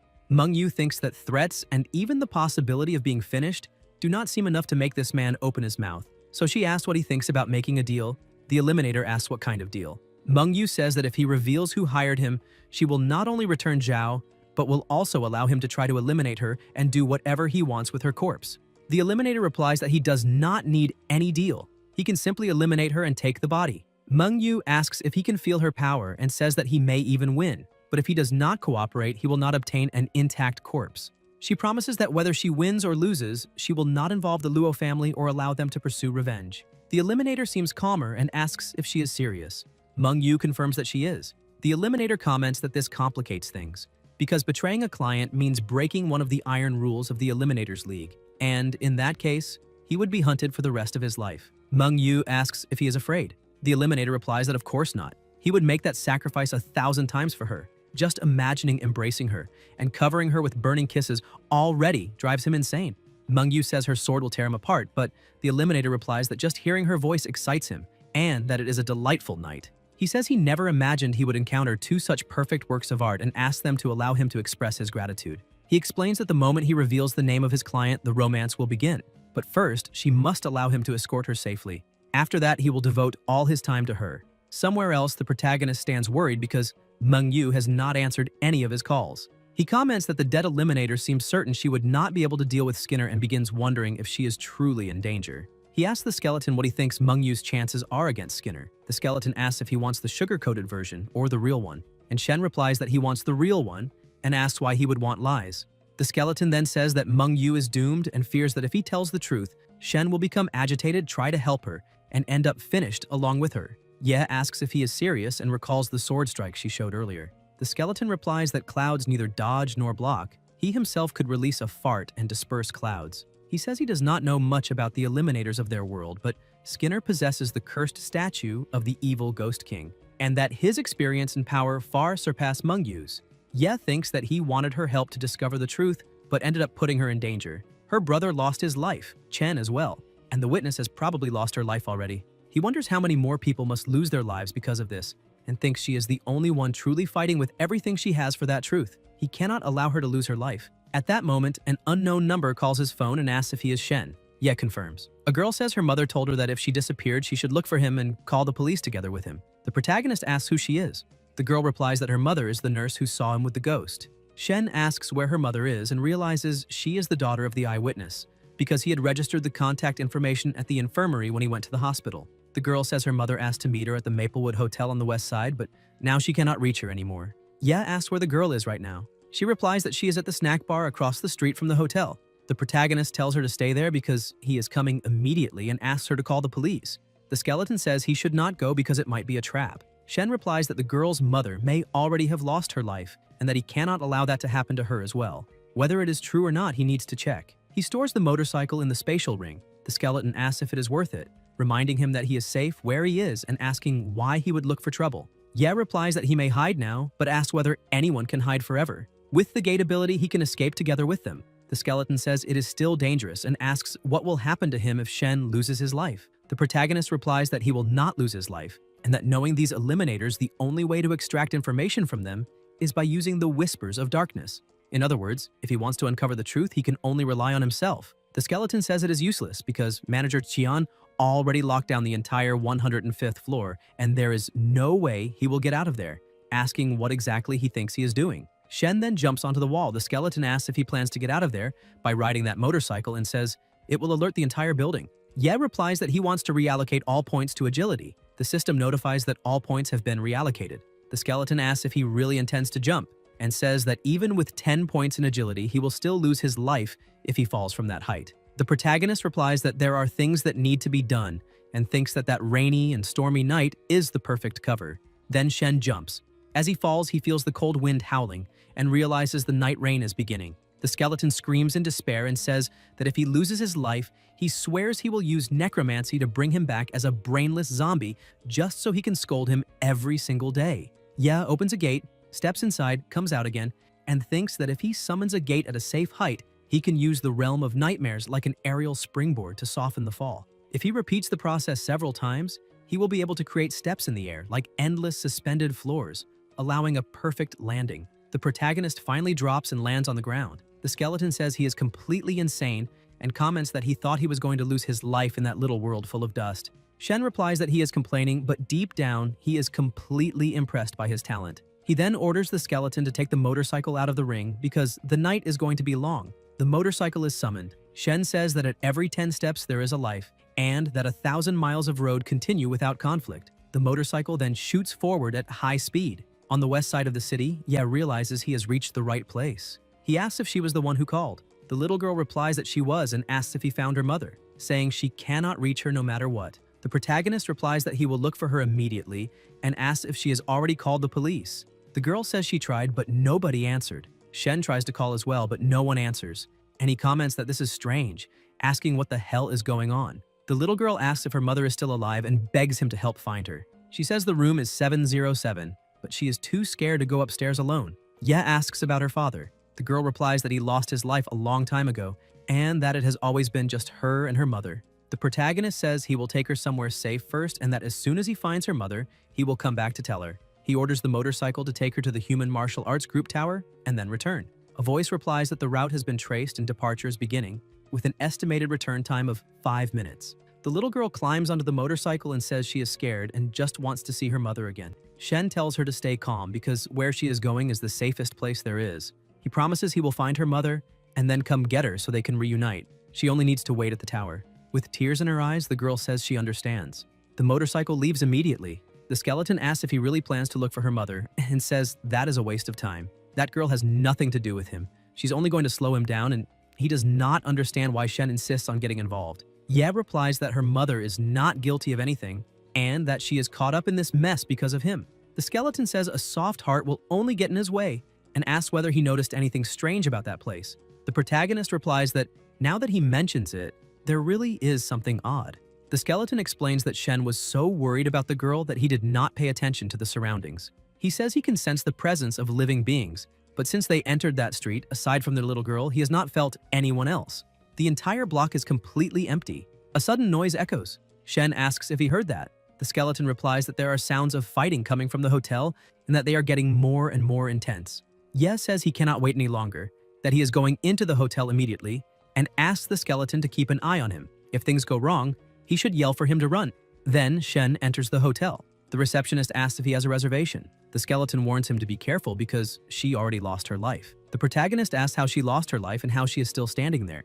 The receptionist replies that to make the environment more aesthetically pleasing, the master eliminated everyone. He used special threads to pin the bodies in place, and some kind of ritual magic controls the souls, forcing them to do whatever he wants. Shen asks why she is not attacking. The receptionist replies that they received orders to offer the best possible service to the guests. The master is busy fighting a powerful enemy and has not given any new orders yet. Ye asks, aside from her, how many other people lost their lives there. The receptionist replies that it was everyone. The protagonist asks what she means by everyone. She replies that it was the entire block. Everyone in that place already lost their lives. Shen is shocked. Meanwhile, the sounds of the battle grow more and more intense. The skeleton says the two of them went to fight on the rooftop and that this is the chance. He must find room 707 now. Ye runs down the hallway and soon says he found it. The protagonist kicks the door open, and when he looks inside, he sees several finished bodies scattered throughout the room. Shen asks how there can be so many corpses like that, and the skeleton replies that he can sense them. Every room is like that, some even worse. Ye asks whether any of them recognize him and whether there is any survivor. The people answer that they do not know him, that they have never seen him before. Everyone there already lost their lives and nobody can get out. Then one of them says she recognizes him because she saw him meet that ghost during her shift. The protagonist keeps listening, visibly shaken, and apologizes, saying she lost her life because of him. The finished woman replies that she is already dead and things like that do not matter anymore. Besides, it was not his fault, but if he is willing, she asks him to avenge them. Shen says she has his word that he will make the one responsible pay for all of that, and that as for her daughter, he will do his best to make sure she grows up safely. He tells her to rest in peace and leave everything to him. The woman calls for her daughter, and Ye realizes she is the mother of the girl who called him. Suddenly, the pressure in the air increases and an explosion goes off. The protagonist asks what is happening, and the skeleton replies that the building is being destroyed. Judging by the angle of the explosion, it does not seem to be coming from the two fighting on the rooftop. A voice echoes, asking who dares to interfere. The skeleton says one of the two who were fighting up there now has weakened life energy and is falling straight toward them. A voice orders them to show themselves. Shen thinks the shout he just heard was from a man, so the one falling must be Mengyu. Ye runs and catches her before she hits the ground. Mengyu asks what he is doing there. The protagonist replies that it is a long story and that he came to save her.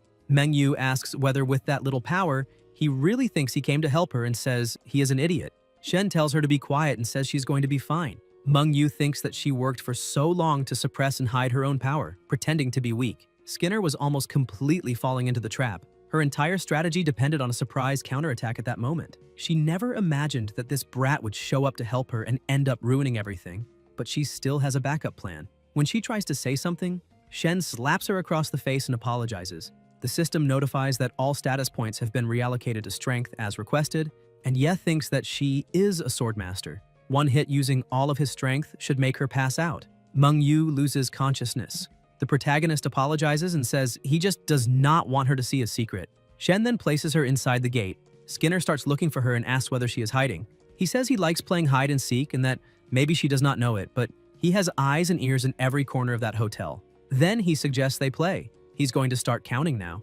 Ye tells the bony one that he is a battlefield looter and orders him to hurry up and get some decent armor for her. The skeleton replies that he is a battlefield acquisition officer, not a looter. The protagonist tells him to look at that pile of junk he is gathering and still wants to say he is not. The skeleton replies that putting together a full set of equipment is not as easy as it looks. Soon they appear somewhere else. Mengyu is now dressed in a sacred rabbit suit which moves lightly like a bunny and glides as smoothly as silk. It may seem useless in combat, but the more skilled and fierce a swordsman is, the more they prefer equipment like that.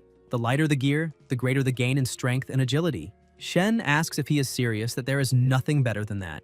The skeleton replies that it was the only piece he found that would fit a woman.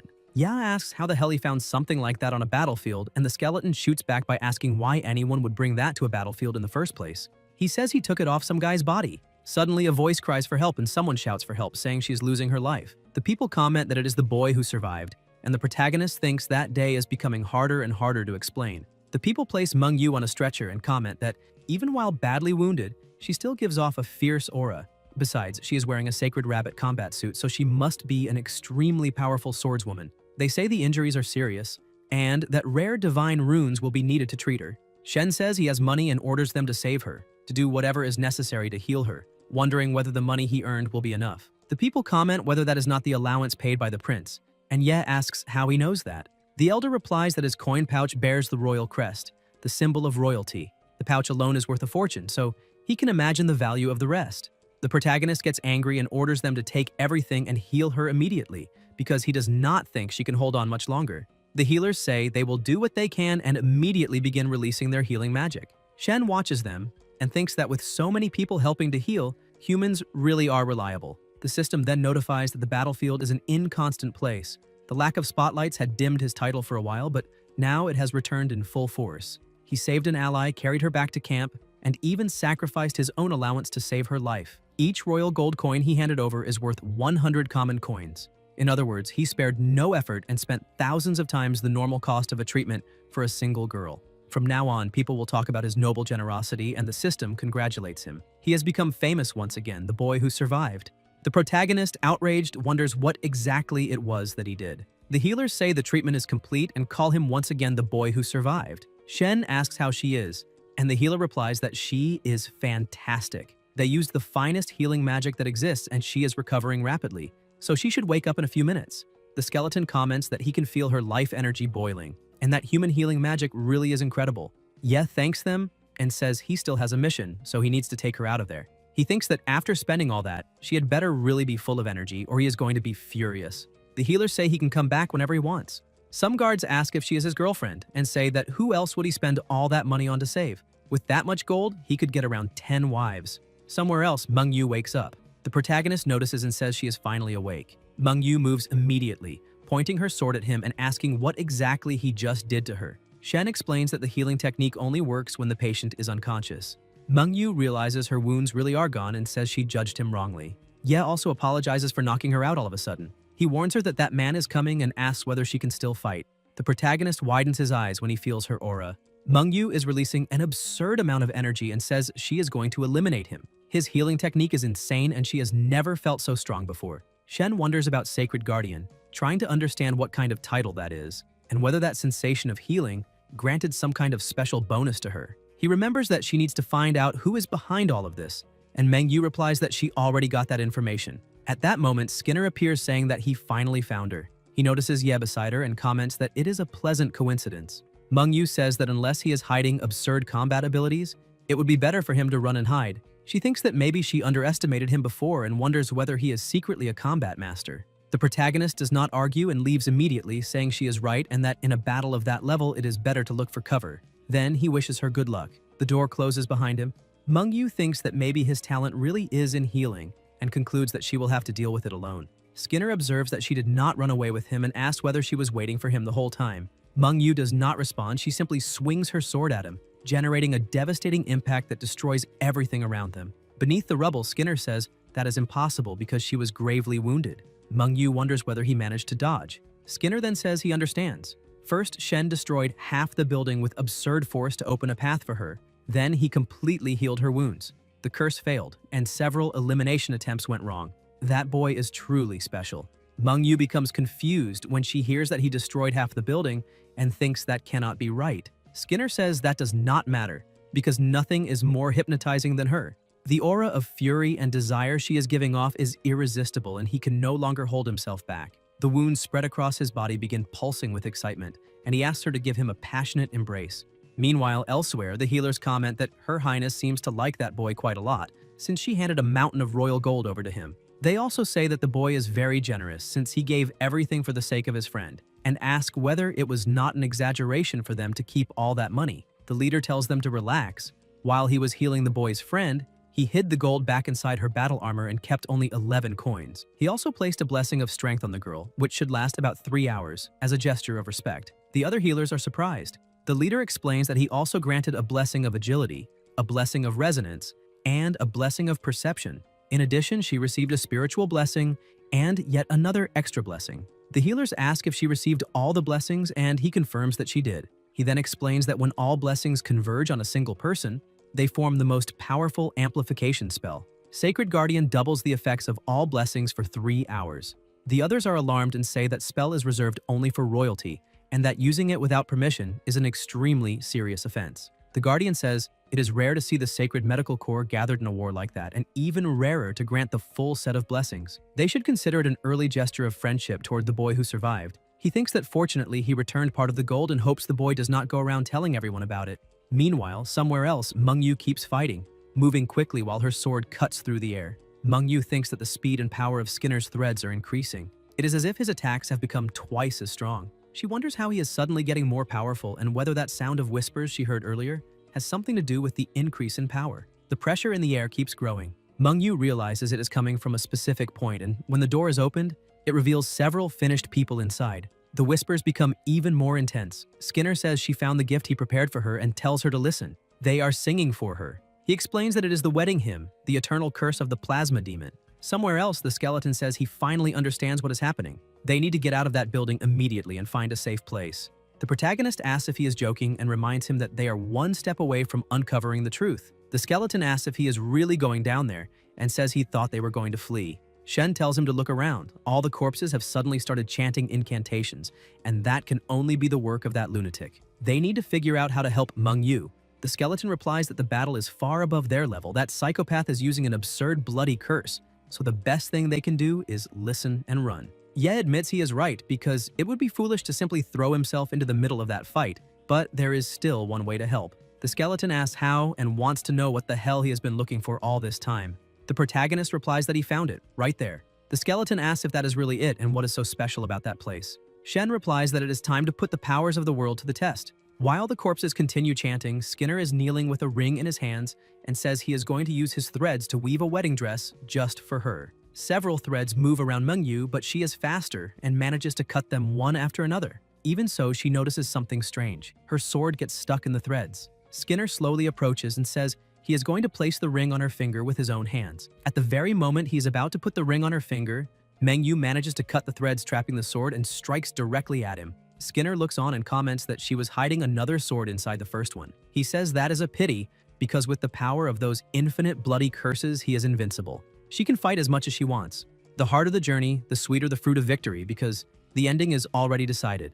Mangyu replies that he should not be so sure about that. She draws her sword again, releasing an absurd amount of energy. Skinner smiles and says that is the twin blades technique, one long and one short, controlled by Qi itself, the hidden sun and moon technique of the Luo family. He comments that it is impressive for someone so young to master a legendary sword technique, and says she is truly worthy of his love. He only regrets that she does not possess the divine blade. If she did, bodies would dance like thunder and rain. A cruel fate. Mangyu moves her blades and tells him to go to hell. The pressure explodes around them as she releases a terrifying power. Skinner tells her to come at him exactly like that. He then invokes the great two-headed serpent demon, thirsty for plasma. He offers the plasma of tens of thousands of the finished as sacrifice and orders the creature to answer his call. He declares that now she must sleep eternally in his arms. An absurd and intense aura spreads through the surroundings. Mangyu thinks that this is bad. He is summoning a creature and there will not be enough time to dodge. Meanwhile, on the other side, the protagonist asks whether the audience is enjoying the show that night. The two who are fighting notice something strange, and the finished begin to scream. Shen says that if they can hear him, they must answer loud and clear. The people scream that they are in pain, in agony, and that they need help. The creatures momentarily draw back. Skinner asks if his bloody curse was interrupted. Mangyu takes advantage of the opening and rushes in with a strike loaded with terrifying power, hitting him directly and saying it is over. Skinner only laughs and says she is wrong, because they still cannot eliminate him. Mangyu wonders whether not even a blow using all her strength was enough and whether his armor absorbed the impact. She realizes the corpses have started chanting again. Skinner, wrapped in a dark aura, comments that some idiot interrupting the two of them right now is irritating enough, but it does not matter. They can continue. On the other side, the protagonist keeps speaking and asks if everyone knows how to sing Happy Birthday. He then suggests that they all sing together. The finished reply that of course they do, asking how they could not know something so common. Everybody knows Happy Birthday. Shen tells them to forget their worries and sing together right now. The finished begins singing, and Skinner asks what the hell that is, trying to understand what is happening to his bloody curse. The finished keeps singing that the birthday may shine with a sincere smile, that they came together now with a love that glows, and that luck may follow him in everything he does. Outside, the rain begins to fall. Meanwhile, inside the hotel, Skinner is furious and curses Shen, saying he is going to eliminate him. He moves quickly. Mangyu notices and thinks he is going after Ye. The skeleton warns him to run, saying he senses someone coming straight toward them and that it must be that lunatic. Ye grabs the headset and asks whether his dead friends still remember the songs they like best, telling them to sing them for him one after another without stopping. Meanwhile, he runs down the hallway with the headset in his hand while the finished continue singing. Suddenly, Skinner appears in front of him and says he finally found him. But an attack cuts through the way. It is Mangyu intercepting Skinner and saying she will hold him there while her partner runs. Ye is impressed by how fast she is and replies that then he will trust her, wishing her good luck. Skinner shouts that if he runs, he will eliminate his parents. Mangyu tells him to ignore that and keep running. Skinner says he will wipe out his whole family, eat them in front of him, and skin them alive, declaring that he will do it right now. The protagonist only shows him the middle finger and keeps running. Inside a room, Shen paces restlessly from side to side, trying to think of what to do. The skeleton says he knows he is angry, but reminds him that he does not have any combat abilities at the moment. If he enters that fight like this, he will only end up dead. That trick with the whispers of darkness was just luck, and he should not get too full of himself because of it. Ye admits he is right and asks if, in his place, he would be able to defeat Skinner. The skeleton asks who he thinks he is talking to and says that kind of fight would be child's play for him. At his peak, he would crush Skinner with one hand, but saying that now does not help at all because he is too injured to fight, so they need to find a way to escape. The protagonist says it is good that he is thinking the same way because he has another idea. The skeleton asks what he is up to this time. Shen reminds him that they have a contract, and the skeleton asks what that has to do with anything and where he is going with that. Ye replies that he wants to make a deal, help him recover his power, and in return, he will help him defeat Skinner. The skeleton asks how he intends to help him recover his power. The protagonist remembers that back on the battlefield, near the secret tunnel, he mentioned healing techniques for the undead, something involving a ritual, the summoning of an altar, capturing several souls, whether undead or living beings, and draining their energy to restore strength immediately. The skeleton confirms that as long as he has a thread of life remaining, he can return to his peak in an instant. He then asks if Shen is thinking of using the finished from the hotel. Ye asks whether they would not be enough to restore his power. The skeleton replies that Skinner's magic bound their souls to their bodies, which makes them perfect for a high-level energy extraction ritual. The problem is that he has no power right now and cannot force the bodies to chant the incantation required for the ritual. Ye says he will find a way. The skeleton explains that the complete ritual takes some time, and as soon as Skinner notices what is happening, he will go mad trying to stop them. The protagonist says he will buy time for him. The skeleton asks whether he is really determined to eliminate him. Shen tells him to stop with the speech and asks whether he is scared now. The skeleton replies that he is afraid the boy will end up losing his life. Ye says that if that happens, he should use necromancy and turn him into a minion. The skeleton replies that he should have mentioned that earlier and decides to add that clause to the contract. The contract is updated and goes into effect. The protagonist then asks him to teach him the chant for the ritual because he is going to record it and play it back for the bodies. The skeleton comments that normally everyone chants together and asks whether he really intends to do it in such a cold and mechanical way. Shen replies that he is angry but reminds him that he is literally just ahead right now. He cannot enter the fight and would only lose his life, so using a recording is the safest method. He tells him not to get too full of himself and that, for the sake of recovering his power, he is going to have to endure that humiliation. Ye records the chant, reallocates all status points to agility, and starts moving quickly through the building. He asks all the dead staff members to calm down and says they're going to begin a listening comprehension exercise. They must listen carefully and repeat after him without missing a single word. Then the recording begins. Deep shadows in the abyss of the underworld with the will of skeletal spirits form this altar. Guide us through the veil between life and death to this great banquet of souls, where they become one with the eternal bone throne. Invoke the mercy of the highest one, of the dark mother of bones, of the ghoul king, of the lord of darkness Mictlantechtli. Grant power so that the majesty may spread among all living beings. Shen then concludes by saying the exercise is over and that everyone must now repeat together exactly what they just heard. The Finnish begin repeating the chant in unison. Skinner asks what that chant is and says that guy is controlling the bodies. He needs to eliminate him immediately. The skeleton observes that it is working because the flames of the souls have started to ignite. The protagonist replies that they need to wait for the chant to finish. The skeleton explains that this is only the first step, but it is crucial.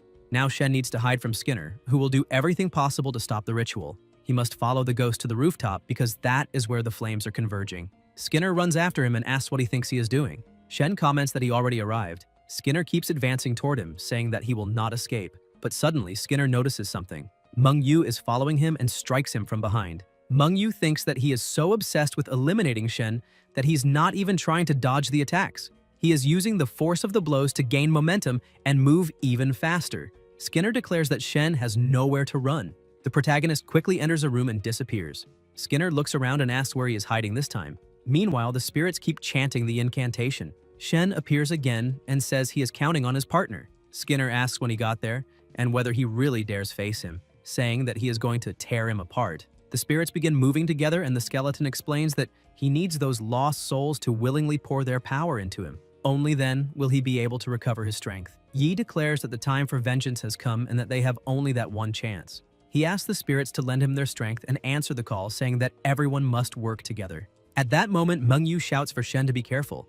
Meng Yu watches anxiously, saying that he has completely lost his mind, all just to eliminate him. Skinner charges faster and faster, closes in, and drives his own arm through him. Meng Yu grows tense, but the surprise shifts sides. Skinner realizes in confusion that it was nothing more than an illusion. Shen summons the lost souls, ordering them to answer his call, work together, and eliminate that bastard. The souls echo in unison, revenge, and advance together. Skinner approaches Shen and taunts him, asking if he really thinks he can eliminate him and telling him not to make him laugh. Then something strikes him from behind, hurling him into the wall. The smoke clears, revealing a gigantic sword impaled through Skinner, wielded by a skeleton. A firm voice resounds. It was not trying to make him laugh. It said, it would eliminate him and it will. Waiting even one more second would be disrespectful. The rain begins to fall and Shen, from atop the skeleton's shoulder, declares that this is the moment Skinner loses his life, right in front of those he eliminated. Skinner asks if he managed to summon a calamity, and Meng Yu understands that this was his trump card. Shen orders them to finish him. The skeleton raises its sword and Skinner fires his threads,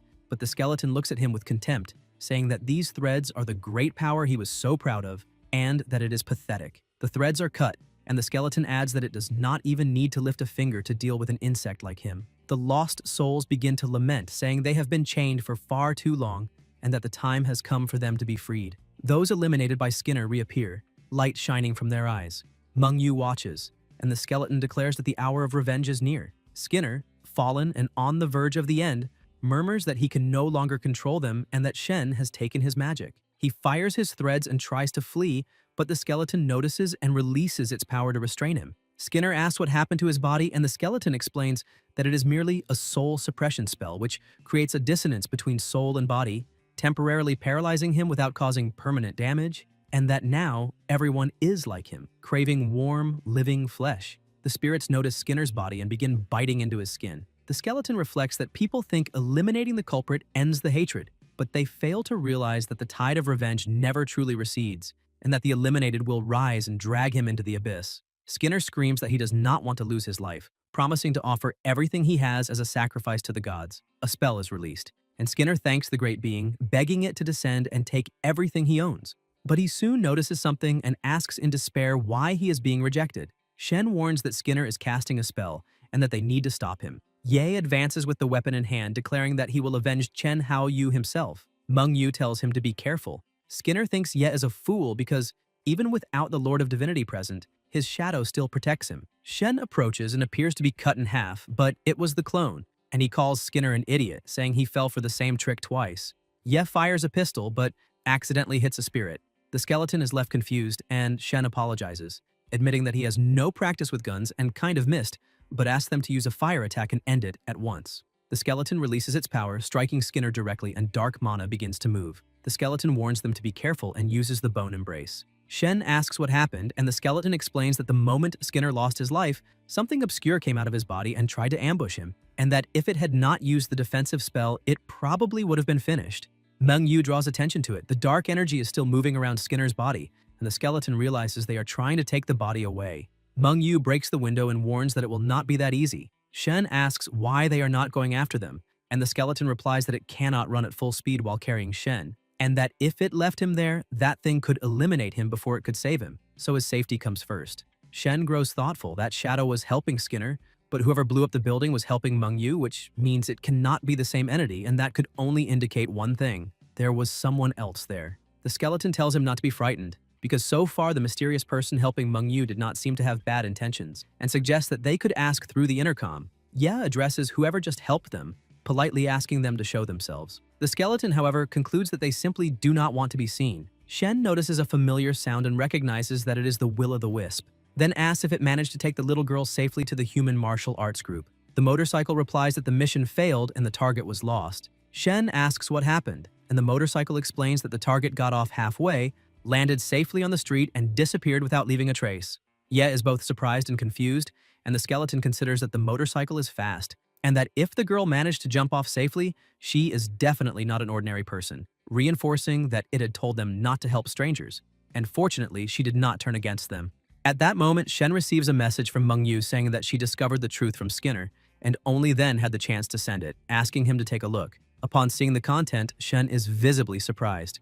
In the video is Song Qingyun, and a voice asks what kind of boyfriend she wants in the future. Song answers in surprise, saying that she has never stopped to think about it, and the voice insists that it is time to start. After all, she is already almost an adult, and she has no idea how many talented young men are practically drooling over her. Song then smiles and says she remembers one New Year, when she was little and they went to the Shen family's house. She and her younger sister were chased by a very fierce dog, and Ye was the only one who stepped in to protect them. He was so kind that she always remembered him, and if she were to look for a boyfriend, she would want someone like him. The signal gets a little bad, and the people around ask who this young man is. Then a voice says it has information, saying that the boy is very average and that there is no chance of them crossing paths again, and asks if they are sure about Song's feelings. If she goes looking for him, they should take care of it because they do not want that guy anywhere near precious Qingyun. The voice assures them that it is not difficult at all, that they do not need to dirty their hands. They just need to hire someone and make it look like an accident, a simple matter of money. They will send someone to play with him and teach him a small lesson. Shen repeats the word play under his breath, incredulous. Then he thinks that he had reviewed countless possible scenarios. Maybe someone was targeting his family, or eliminating him was a way to get to his parents. Or perhaps his past self had discovered some secret, and he had even considered that someone knew about the soul from another world, inside that body, and wanted to eliminate him because of it. But he never imagined the truth would be so absurd. The spirits then approach and thank him for helping eliminate that demonic man, acknowledging that alone they were no match for him, and that only Shen was able to avenge them. They saw everything with their own eyes and are eternally grateful, but they desperately ask to know why that monster eliminated them. Shen reflects that the killer was clearly after him himself and dragged all those people down with him. Then he says that, if possible, he hopes they can be reborn somewhere else, that in another world they can live with dignity, and not like this, powerless, humiliated, full of regrets, leaving their loved ones in agony. He asks them not to worry anymore and to leave everything behind, because someday, when he is strong enough to uncover everything, he will find the mastermind behind all of this and eliminate them, swearing that he will make it happen. Ye thinks that he is far too weak, that he could not even keep up with Meng Yu to chase the shadows, forcing the skeleton to stay behind just to protect him.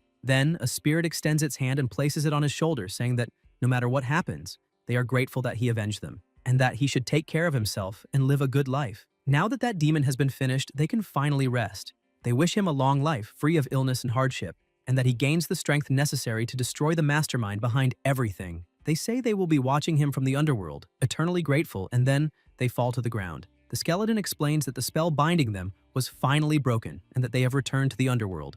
Mengyu returns and asks if Shen is still there, and he asks what that black shadow was. Mengyu replies that it escaped, that its power is unreal, definitely beyond anything human, and that she suspects it is connected to the calamities. Provoking it would be catastrophic, because the power of a calamity can easily wipe out an entire city. That shadow was leaking some kind of abnormal energy field, similar to the field she could sense around Shen's giant skeleton. His power, which resided within her, gave her many insights, and she thanks him. She also says that once all of this is over, he should find a safe place to train and become stronger. Shen thinks that the title of Sacred Guardian should last a little longer and hopes she can advance. Then says that he watched the video she sent, but there are still things he does not understand and asks if she can explain. Mengyu lowers her head and says she has pieced most of it together, but it is a complete mess. Something far too complicated for them to get involved in. Ye asks who those people are. Mengyu tells him that he should leave quickly, that she will not tell anyone he was there, but Shen repeats the question. Mengyu replies that they are heirs of some noble families, and that she was unable to investigate deeply. Shen says that she also comes from a noble house and must surely know their names. Mengyu replies that noble families have hierarchies, and that compared to them, his family and hers are like ants beneath the moon. Ye asks if she is simply going to let it pass. Mengyu replies that the situation has exploded, with so many people finished, and that they need to present some kind of resolution. Shen asks what kind of resolution, and whether they will face justice. Mengyu replies that they will not, that they will be punished, and Shen asks her to explain. She says it will be a slap on the wrist, a punishment for a while, that sort of thing, and perhaps some compensation for him and the Luo family. Ye explodes, saying they must be joking that they failed to eliminate him but eliminated his brother, and now they will simply try everything to erase them and avoid future trouble.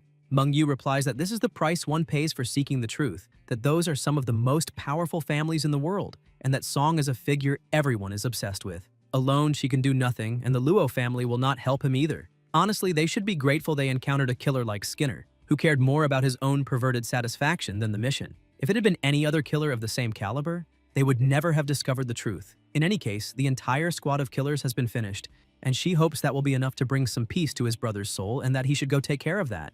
There is a moment of silence, and then Shen asks if, had she possessed the power to eliminate every one of those family heirs, she would do it. Mengyu tells him not to be ridiculous, that their families are immensely powerful, practically the foundation of human civilization, and that if she even tried, her own house would be destroyed. Shen says to forget it, that he was only asking, and asks if she is okay with that. He says that her friend is finished, her brother too. Tens of thousands in that district were eliminated. Every one of them had parents, teachers, friends, perhaps even siblings and children. All of them should have had their own lives, but they were brutally eliminated, their bodies manipulated like puppets, forced to endure the agony of that bloodthirsty spell. And he asks whether, for those people, all of this should be just a small lesson, all of it just to play with him, questioning what they think human lives are, toys perhaps. He says he cannot accept that and that he will make them pay with blood. A terrifying power is released, destroying everything around them. Mengyu leaves with her sword, tears streaming down her face. The skeleton comments that he made the poor girl run off crying. Shen says it is over and that they should go back too, and the skeleton asks what the plan is to deal with that. Shen replies that he thought someone had a blood feud with him, but it turns out they were only playing, so there is really nothing to think about. The skeleton says it does not believe that. Ye says life is about being happy. The skeleton says it does not believe a word of it, and Ye explains that it does not understand humans, that they already find life difficult enough and therefore need to find ways to be happy. The skeleton says that does not mean he has to let people trample on him, and Shen replies that this is the human pursuit, to chase happiness relentlessly and strive to fill life with satisfaction. The skeleton asks how he intends to pursue that. Shen gets on his motorcycle and says it is simple. If they want to play, then they will play until he eliminates every one of them, a tribute to all the innocent souls lost that day, and a little personal revenge on the side. That will fill his heart with joy and perhaps make him feel that this life was not wasted. The skeleton says it believes him now. Shen asks it to return to the ring for now because something its size draws too much attention. He also tells his friend that he doesn't need to show himself, that it's okay, and thanks him for the help. Atop a rooftop, someone watches him and comments that he has grown so much. A little girl stands up and transforms into an older girl, saying that compared to when he was a child, he has become even sillier. The rain begins to fall again, and a voice coming from the headphones around the girl's neck asks if she is not going to see him, reminding her that he literally just saved her and even gave her a ride on his motorcycle, and that all that mess was her older sister Song's fault, but she could not care less, and instead ran off to help, almost exposing her disguise. The girl tells the headphones to stop complaining, saying that they almost exposed the disguise too, and asks if they remember. The headphones reply that if her identity is exposed in broad daylight, she will see how she deals with it. The girl says enough and that she will buy beef noodles later. The headphones ask for an extra egg and a bowl of wine, and ask if she wants anything for herself. The girl says they know her well and asks them to help erase all traces, making sure no one knows she was there, especially her sister's group. They must also erase every sign of Shen's fight without letting anyone notice anything. The headphones ask about the other witness and what to do if she says a word about that night. The girl replies that she will not betray Ye.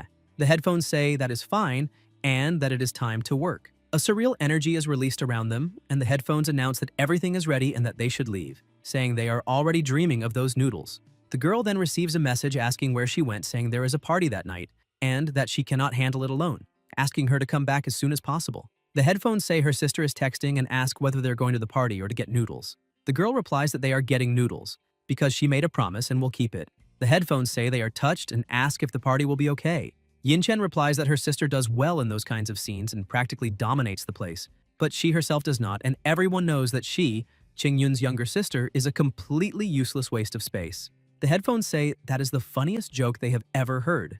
Elsewhere, blood splashes everywhere. Skinner rises from a bathtub of blood and asks if he is alive again and whether it was the Lord of Divinity who brought him back. A voice calls him a fool, and Skinner realizes it is the existence beyond words, thanking it for not abandoning its loyal servant. He says that, according to the agreement, he has already paid the required price, but that she clearly could have descended earlier, and asks why she withdrew at the last moment. The voice asks if he is questioning her, and Skinner is attacked immediately, hurriedly saying that he would never dare question her, that he was merely perplexed. He falls to the floor, and the voice explains that someone was hidden in the shadows and that it was not convenient to reveal herself at that moment. Skinner begs forgiveness, saying he did not sense anyone else nearby, and the voice replies that his power is only a flickering ember, so it is no surprise that he failed to notice. She says that at first she thought that world was weak and uninteresting, hardly worth a second thought, but who would have imagined that the cursed statue of the wicked Ghost King, which she herself had bestowed, would be resisted, and asks about her power being completely stolen. She adds that soon after that she was also defeated, and only then realized that the world is full of surprises, with even other existences similar to her having descended there and operating from the shadows. Skinner asks where the great being has gone. Then someone opens the door, and it is Zhao Yibing. Skinner asks how that is possible, but realizes that it is actually the great being wearing Yibing's appearance. The great being says that her latest creation is quite impressive and will serve her purposes well. Skinner says it is his greatest honor, prostrates himself, and declares himself ready to receive the sacred teachings, forever her devoted servant. The great being asks him to guide her through the world and allow her to see what secrets the world truly holds, and says that while they are at it, she needs to have a little talk about the boy Shen Ye, questioning how he managed to break the curse of the evil Spirit King statue, since that was a power that took countless eras to acquire and she wants it back. She says she crossed an immense distance to descend there and resurrect Skinner, and now she needs some souls to replenish her energy, asking if he surely feels the indescribable torment his soul is enduring. She explains that the flesh puppet is causing trouble, and that she used it as a vessel to bring him back to life, and that when it gets hungry, it will torture his soul, and given the current strength of his soul, she cannot let it starve for too long, or it will reduce his soul to dust. Therefore, she orders Skinner to hunt, eliminate 1,000 humans, and she will use their souls to nourish it, while the remains of their flesh are his. Skinner accepts the order and thinks with satisfaction that he can finally feast without limits. Elsewhere, someone moves quickly. Shen is on his motorcycle when a guard asks what that noise was. Shane replies that he just took a quick hoverbike ride through the clouds and that everything is fine. The guard says it was way too loud and that he should not keep making that kind of racket at night. Besides, it is not safe. Ye apologizes and promises it will not happen again. Back in his room, sitting on the floor, Shen feels a deep sense of relief and says he cannot believe the root of all that was because his past self helped a pair of girls when he was a child, that so many people lost their lives, and that to those noble families, it was just a little game, concluding that they are a bunch of scumbags.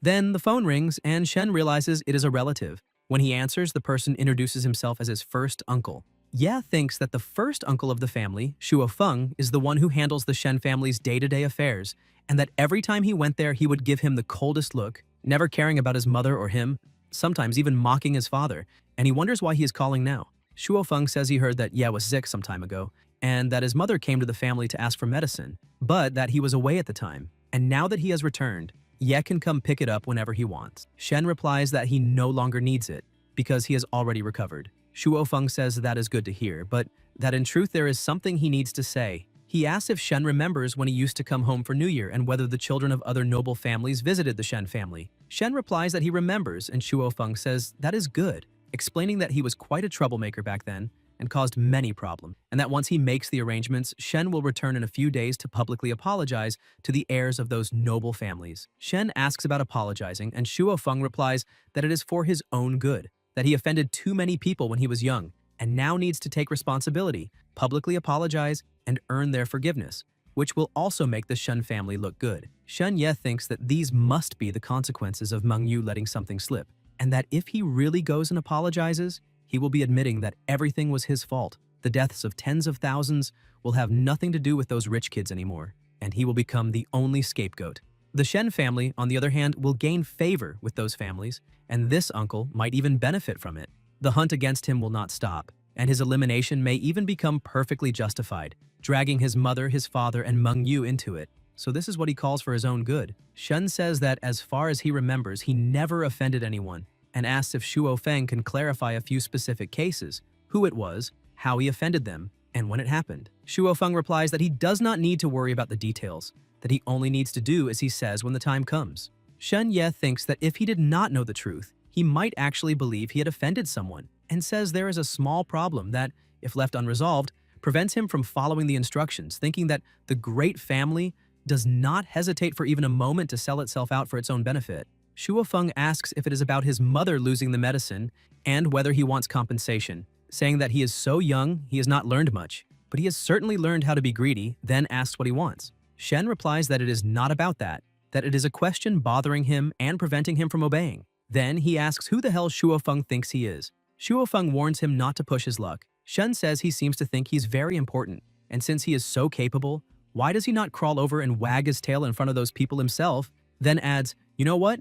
That is exactly what he is going to do. Wag his tail for them. Shuo calls him an insolent brat and says this is not up to him, asking if he thinks he can defy his grandfather's decision, and then hangs up. Shen Ye notices that he has already hung up and complains that he had not even finished speaking. Soon, another call comes in, and Shen realizes it is an unknown number with a video call. It is a few girls who introduce themselves as Yan's sisters from Phoenix Island and ask if he wants to go to the midnight bikini party. Shen Ye widens his eyes. The girls say he is handsome, and that there are a bunch of girls dying to meet him. Shen replies that he does not think it is a good idea, that it is already very late and he really cannot go out.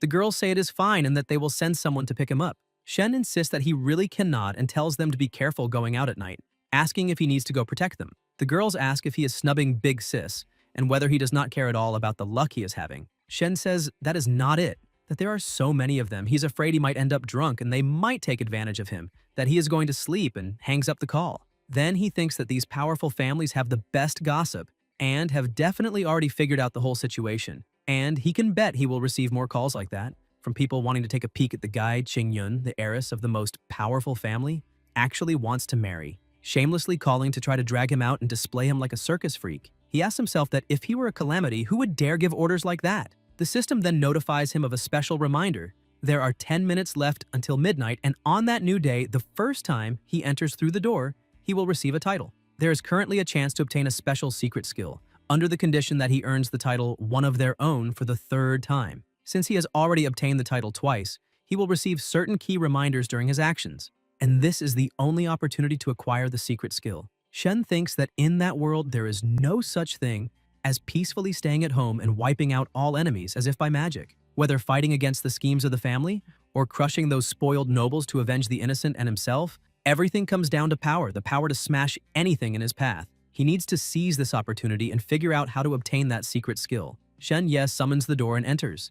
The skeleton comes out of the ring and Shen asks what happened. The skeleton replies that the time has come for them to part ways. Shen says it can move freely now, and the skeleton confirms it, explaining that it needs to return to the undead clan, that it has many pending matters, and cannot keep dragging things out like this. Shen says he supposes this is where they each go their own way. The skeleton thanks him for helping it recover its strength, and realizing that Shen does not even have a storage item, asks him to take the ring as a keepsake. Shen thanks it and says he wishes he had a farewell gift too, but the skeleton says it is unnecessary because Shen has already helped restore its power. Then it says goodbye and walks away. Shen thinks that he barely spent a few days with it, and now the big skeleton is loose out there again, wondering if it can survive outside. Suddenly, an explosion occurs and Shen ducks because of the intense pressure. A voice screams, "No!" and Shen recognizes it as the big skeleton, wondering in disbelief if the man barely took a few steps and already ran into an enemy. Everything falls quiet afterward, and Shen considers that with the power the big skeleton has, it is hard to imagine it could not withstand a single blow, concluding that it must have been an extremely powerful destructive force, because he barely saw anything so terrifying during the fight with Skinner. He thinks that going there would be asking to get screwed, and that sometimes it is better to avoid a problem than face it head-on, so it is better to just run. The system notifies him that the key reminder has been activated. He has been seen, and if he retreats now, it will negatively affect the title evaluation, and he will not be able to obtain the title One of Their Own for the third time. Shen thinks that people also say that when your buddies are in trouble, you have to go lend a hand. After all, he is close to him, clarifying to himself that, of course, he is not doing this only because of the title. A sound is emitted and Shen is pinned in place, unable to move, with a terrifying aura enveloping him. A creature says it has fine prey today. Shen asks about Fern and what they did to his friend, thinking that he is screwed and needs to stay calm and try to befriend them first. The creature asks what friend, saying that as far as it knows, humans do not go around calling undead their friends. Fern thinks that the last time Shen covered for him during that elimination mission in the Elven village, not only did the mission fail, but a bunch of undead were dragged into trouble because of it, and now the other undead are there to settle accounts with him. Shen can see Fern's thoughts and thinks he will find a way to handle this. Then he starts acting, saying that of course Fern is his friend, that he saved his life, and that he has already decided they are in this together, that they are going to bring down that damn human empire. The skeleton asks if the two of them think they can bring down the human empire and whether they think he is a fool, saying they are asking to lose their lives. Shen asks him to wait and look at this first, saying that he and Fern have almost infiltrated the human high command and that here is the proof. The creature says it wants to see what trick he is trying to pull. The system shows a Medal of Valor granted to the last survivor of the Rhine territory, whose bearer receives an effect where a sacred sign appears, awarded to the boy who survived by Prince Norton, a candidate for the next heir of the sacred Amethyst Empire. The undead comment that it is a medal from the prince himself and that they cannot believe that human is telling the truth.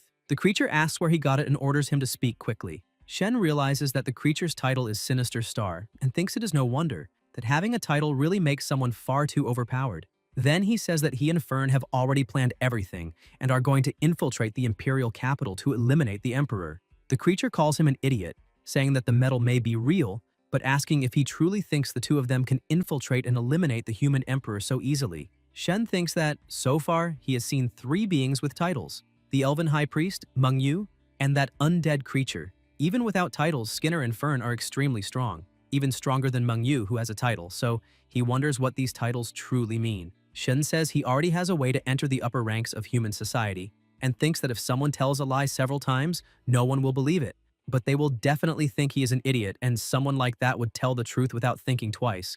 An idiot would genuinely believe he could eliminate the emperor. The creature examines it and says it is a recommendation letter for the Imperial Military Academy, handwritten by Prince Norton himself, with handwriting identical to Prince Norton's directives that it has already captured, concluding that it is authentic, and asks what the hell he is. Shen asks why it does not explain the reason it is after his friend. The creature says it has nothing to hide and may as well tell him. During the mission to eliminate the chief of the Elven village, everyone was captured, and Fern was the only one who abandoned the mission and ran away. And that kind of behavior deserves severe punishment. Shen laughs and the creature squeezes his cheek, asking what is so funny. Shen replies that he is laughing at how stupid they are, that Fern was clearly the only one who sensed the elf's trap and got out alive, and that he even saved him, asking if they really want to eliminate him for that. Fern explains that the village chief was there, that the one in command was the Elven High Priest, who was prepared to massacre any killer disguised as an elf. The creature asks for proof. Shen says they will find out on their own, that his story is spreading freely through the human military camps, and that everyone knows he appeared in the Elven village, exactly where Fern's mission was. The creature asks if he is that famous, and Shen replies that it is obvious, that the prince himself wrote him a recommendation letter and even called him the boy who survived. The undead wonder if it is true, if Fern really was the only one who sensed the danger and retreated first. The creature orders them to check, warning that if that brat dares to lie, it will make him wish he had never been born. Shen tells them to go check and find out. The creature admits that he has a lot of courage and that he almost made it believe him, but that he is human, asking why he would betray his own race. Shen replies that it is because he is fed up with being exploited by capitalists. The creature asks what capitalists are, and Shen tries to explain it in an easy way, saying that he is a poor nobody with no tools to produce anything or get rich, forced to sell his labor to the owners of the tools, the so-called capitalists, and that at work he produces far more value than he earns, being exploited to the bone by them just to barely survive. The undead are left confused, and the creature says this is what happens when one does not read a book, then asks the other undead if he understood what Shen was saying, to which he replies that he did not. The creature asks exactly how these capitalists torture him so much that he hates them like this. Shen replies that they put him under 996. The creature says that is cruel and asks what it is. Shen explains that it means from 9 in the morning to 9 at night, less than an hour for lunch and dinner, more than 10 hours of work a day, 6 days a week. The creature says that is quite heavy. Shen adds that afterward he even went through 007, working from midnight to midnight 7 days a week with no days off, which they call 007. The creature feels sorry for him and hugs him, and Shen thanks it. It says it thinks it is starting to understand him and asks how, in such a brutal environment, he survived all this time. Shen, with tears in his eyes, says he remembers that day, that the snow was falling heavily, and that he was freezing and dying of hunger, and that all he had was a single box of matches. The system notifies him that the undead have decided to expose the atrocities of humanity's 996 and 007, and that Shen will be the central figure in this public opinion, with the new title, The Little Match Seller, likely emerging from it. Shen thinks that the boy who survived was already stuck to him with super glue, and now they are going to stick the little match seller on him, and he decides there is no way he is accepting that. He says that when he was about to lose his life from freezing, Fern saved him, so he is his savior, and he absolutely will not allow them to frame him or do whatever they want with him. An undead approaches and says they have confirmed the reports, that he is telling the truth, that the high priest really was hidden in that village, planning to annihilate the killers all at once. The undead comment that Fern not only discovered the elves' trap, but also convinced a young human who already had a Medal of Valor and was about to be sent to the Imperial Military Academy to join them, which is a great achievement. The creature considers that the superiors ordered Fern's execution, but given how things unfolded, he absolutely cannot be finished, because dealing with Fern would be like stabbing all of its soldiers in the back, and sooner or later it would be thrown away by the superiors itself, publicly executed to calm the masses. The undead superiors would take all the credit and it would merely be their damn stepping stone. But it already beat Fern until he was just ahead, and saving him now would cost a fortune. No matter how it looks at it, it is a terrible deal, and it is not going to pay that bill. The creature sighs and says it seems Fern is a brave undead warrior who has not forgotten his duty, and that this medal is awarded to him, an honor he deserves. As for Shen, it says that from now on they will call him the Little Match Seller, and that this title can hide his identity as the boy who survived. The system notifies him that the new title, the Little Match Seller, has begun to emerge. Shen thinks he failed to dodge it. The creature says it is truly proud of the two of them and that they must report the matter immediately, leaving things there with them. Shen asks if it beat him like that and is simply going to leave him there, then notices that they disappeared in the blink of an eye. Fern explains that it is as he said, that when undead get injured, they are usually just thrown outside to fend for themselves. Fortunately, his power was not lost. 'Tis all in the skull, and as long as he can regrow some bones, he will be fine. Shen says fortunately nothing, that he does not even have a body anymore, and is worse off than when Shen first met him. The skeleton asks if he threw the aquarium away, and Shen replies that he paid good money for that and would never throw it away, promising that as soon as they return, he will order a calcium supplement solution for him. The skeleton thanks him and asks if humans really have terrifying things like capitalists, and Shen replies that they do, but not in his world. Fern says that is good to hear, and Shen asks why he is worrying about human things. The skeleton explains that it does not understand how things work in the world, that around there all races love learning from humans, and that if they have capitalists, the undead will soon have those kinds of guys appearing too, and just thinking about it is terrifying. The system notifies him that another key reminder has been activated. Shen has been seen again, and this is a crucial moment to complete the third title, one of their own, with absolutely no possibility of escape. A voice orders him to stay still, and it is guards saying he has been caught red-handed, conspiring with undead. Someone recognizes him as the boy who survived, and it is Prince Norton. The prince wants to know what is happening there and warns him not to even think about lying, saying that any falsehood will be exposed immediately and that he himself will eliminate him. Shen asks to introduce himself, saying that this is his informant, Fern, field collection officer of the 5th Brigade of the Skeleton Army with whom he has made deals,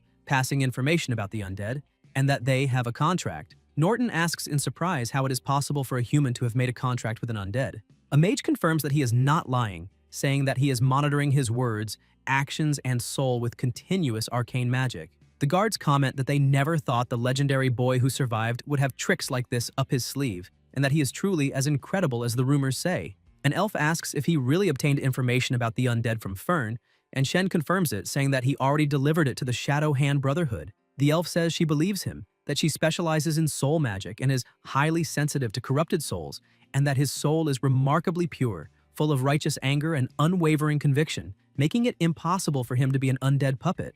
The prince asks about an undead and why he would form a transactional relationship with him. Shen replies that Fern was treated quite unfairly on the undead side and that he has been going through a really rough time. Fern adds that it was because he suffered under 996. The prince asks what that is, and the skeleton explains that he went through many unfair things humans probably cannot even imagine, but that there are capitalists among the undead. Norton asks if that is a new type of undead, and Fern replies that exactly, that he is a poor working undead with no tools to produce things or get rich on his own, forced to sell his labor power to those who possess the means of production, the capitalists, and that during work he generates value but is exploited by those disgusting capitalists, all just to survive with the bare minimum. The mage considers that undead do not lose their lives and never get tired, making them perfect targets for exploitation, since they do not need to eat and can keep working non-stop, saving the capitalists a fortune in labor costs. The prince asks what 996 is, and the skeleton replies that it means from 9 in the morning to 9 at night, less than an hour of break, more than 10 hours of work a day, 6 days a week. The prince says that is quite harsh. Fern adds that afterward he also went through 007, working from midnight to midnight, 7 days a week without rest. The mage says it is an indescribable horror. The prince hugs him and says he thinks he is starting to understand him better, then asks how, in such an inhuman environment, he managed to survive all this time. The skeleton says he clearly remembers the day everything changed, that the snow was falling heavily, and that when he managed to escape, he saw the boy who survived freezing and dying of hunger, with only a box of matches on him. Shen asks them to forget that part about the matches, saying it is not important now, but Fern insists, saying that Shen was the one who struck a match and lit a small fire to warm him, that it was the first time he felt human kindness and warmth, and that it was then he made the most important decision of his life and decided to rebel. The system congratulates Shen, saying that he and his companion have initiated a large-scale condemnation of capitalists, and that the new title, the Little Match Seller, has prospered and now rivals the boy who survived. Shen gets irritated and wonders if there is not a single remotely decent title in that system. The prince asks how he can prove who he is and whether he has any evidence. The skeleton replies that he has a medal made from skull bone. The mage analyzes it and says that only the one to whom the medal was granted can ignite the soul fire, concluding that they are telling the truth. The prince thinks that an undead betraying his side to serve a human has never truly happened before, and considers that this is what it feels like to witness history unfold before his eyes. Norton says that Fern was gravely wounded in battle and even forgot his original name, and that as prince of the sacred Amethyst Empire, he must grant him a name. The guards are surprised, commenting that being granted a name by a prince is a tremendous honor, and that if he obtains one, as long as he is in human lands, he will have food and shelter guaranteed for the rest of his life, and that without a doubt, being only a teenager, if he earns military glory in the future, they cannot even imagine how far he might go. Norton then says that he will be called Ha, but Shen asks that it be anything but that name, anything that does not start with Ha, pleading sincerely. The prince says that, on second thought, he wonders if Lowly would not be a good option. Shen thinks that even Harry would have been better than that. Norton notices that he did not like that name much either, and says he sees that in human history there are legends about two divine children, saying that when endless calamities ravage the world, they appear to save all devoted followers. One is called Lowly and the other Peppa, and since he does not seem to have liked Lowly and is making that face, they will go with Peppa, which may be a good alternative. The guards line up in rows, releasing absurd energy. The prince says that from that moment on, Fern will never betray humanity, and that if he breaks that oath, his soul will shatter instantly, and that the second he makes that vow, he will become a hero admired by all, possibly even becoming a saint over time. Shen thinks that becoming a saint would not be a bad deal and says that he himself, Peppa, solemnly swears that no matter what happens, he will never betray humanity. A very strong light is emitted around Shen. The mage congratulates him and says that the ceremony is complete and that from now on, he is no longer Peppa. Shen gets excited and asks if that means he gets a new name after the ceremony.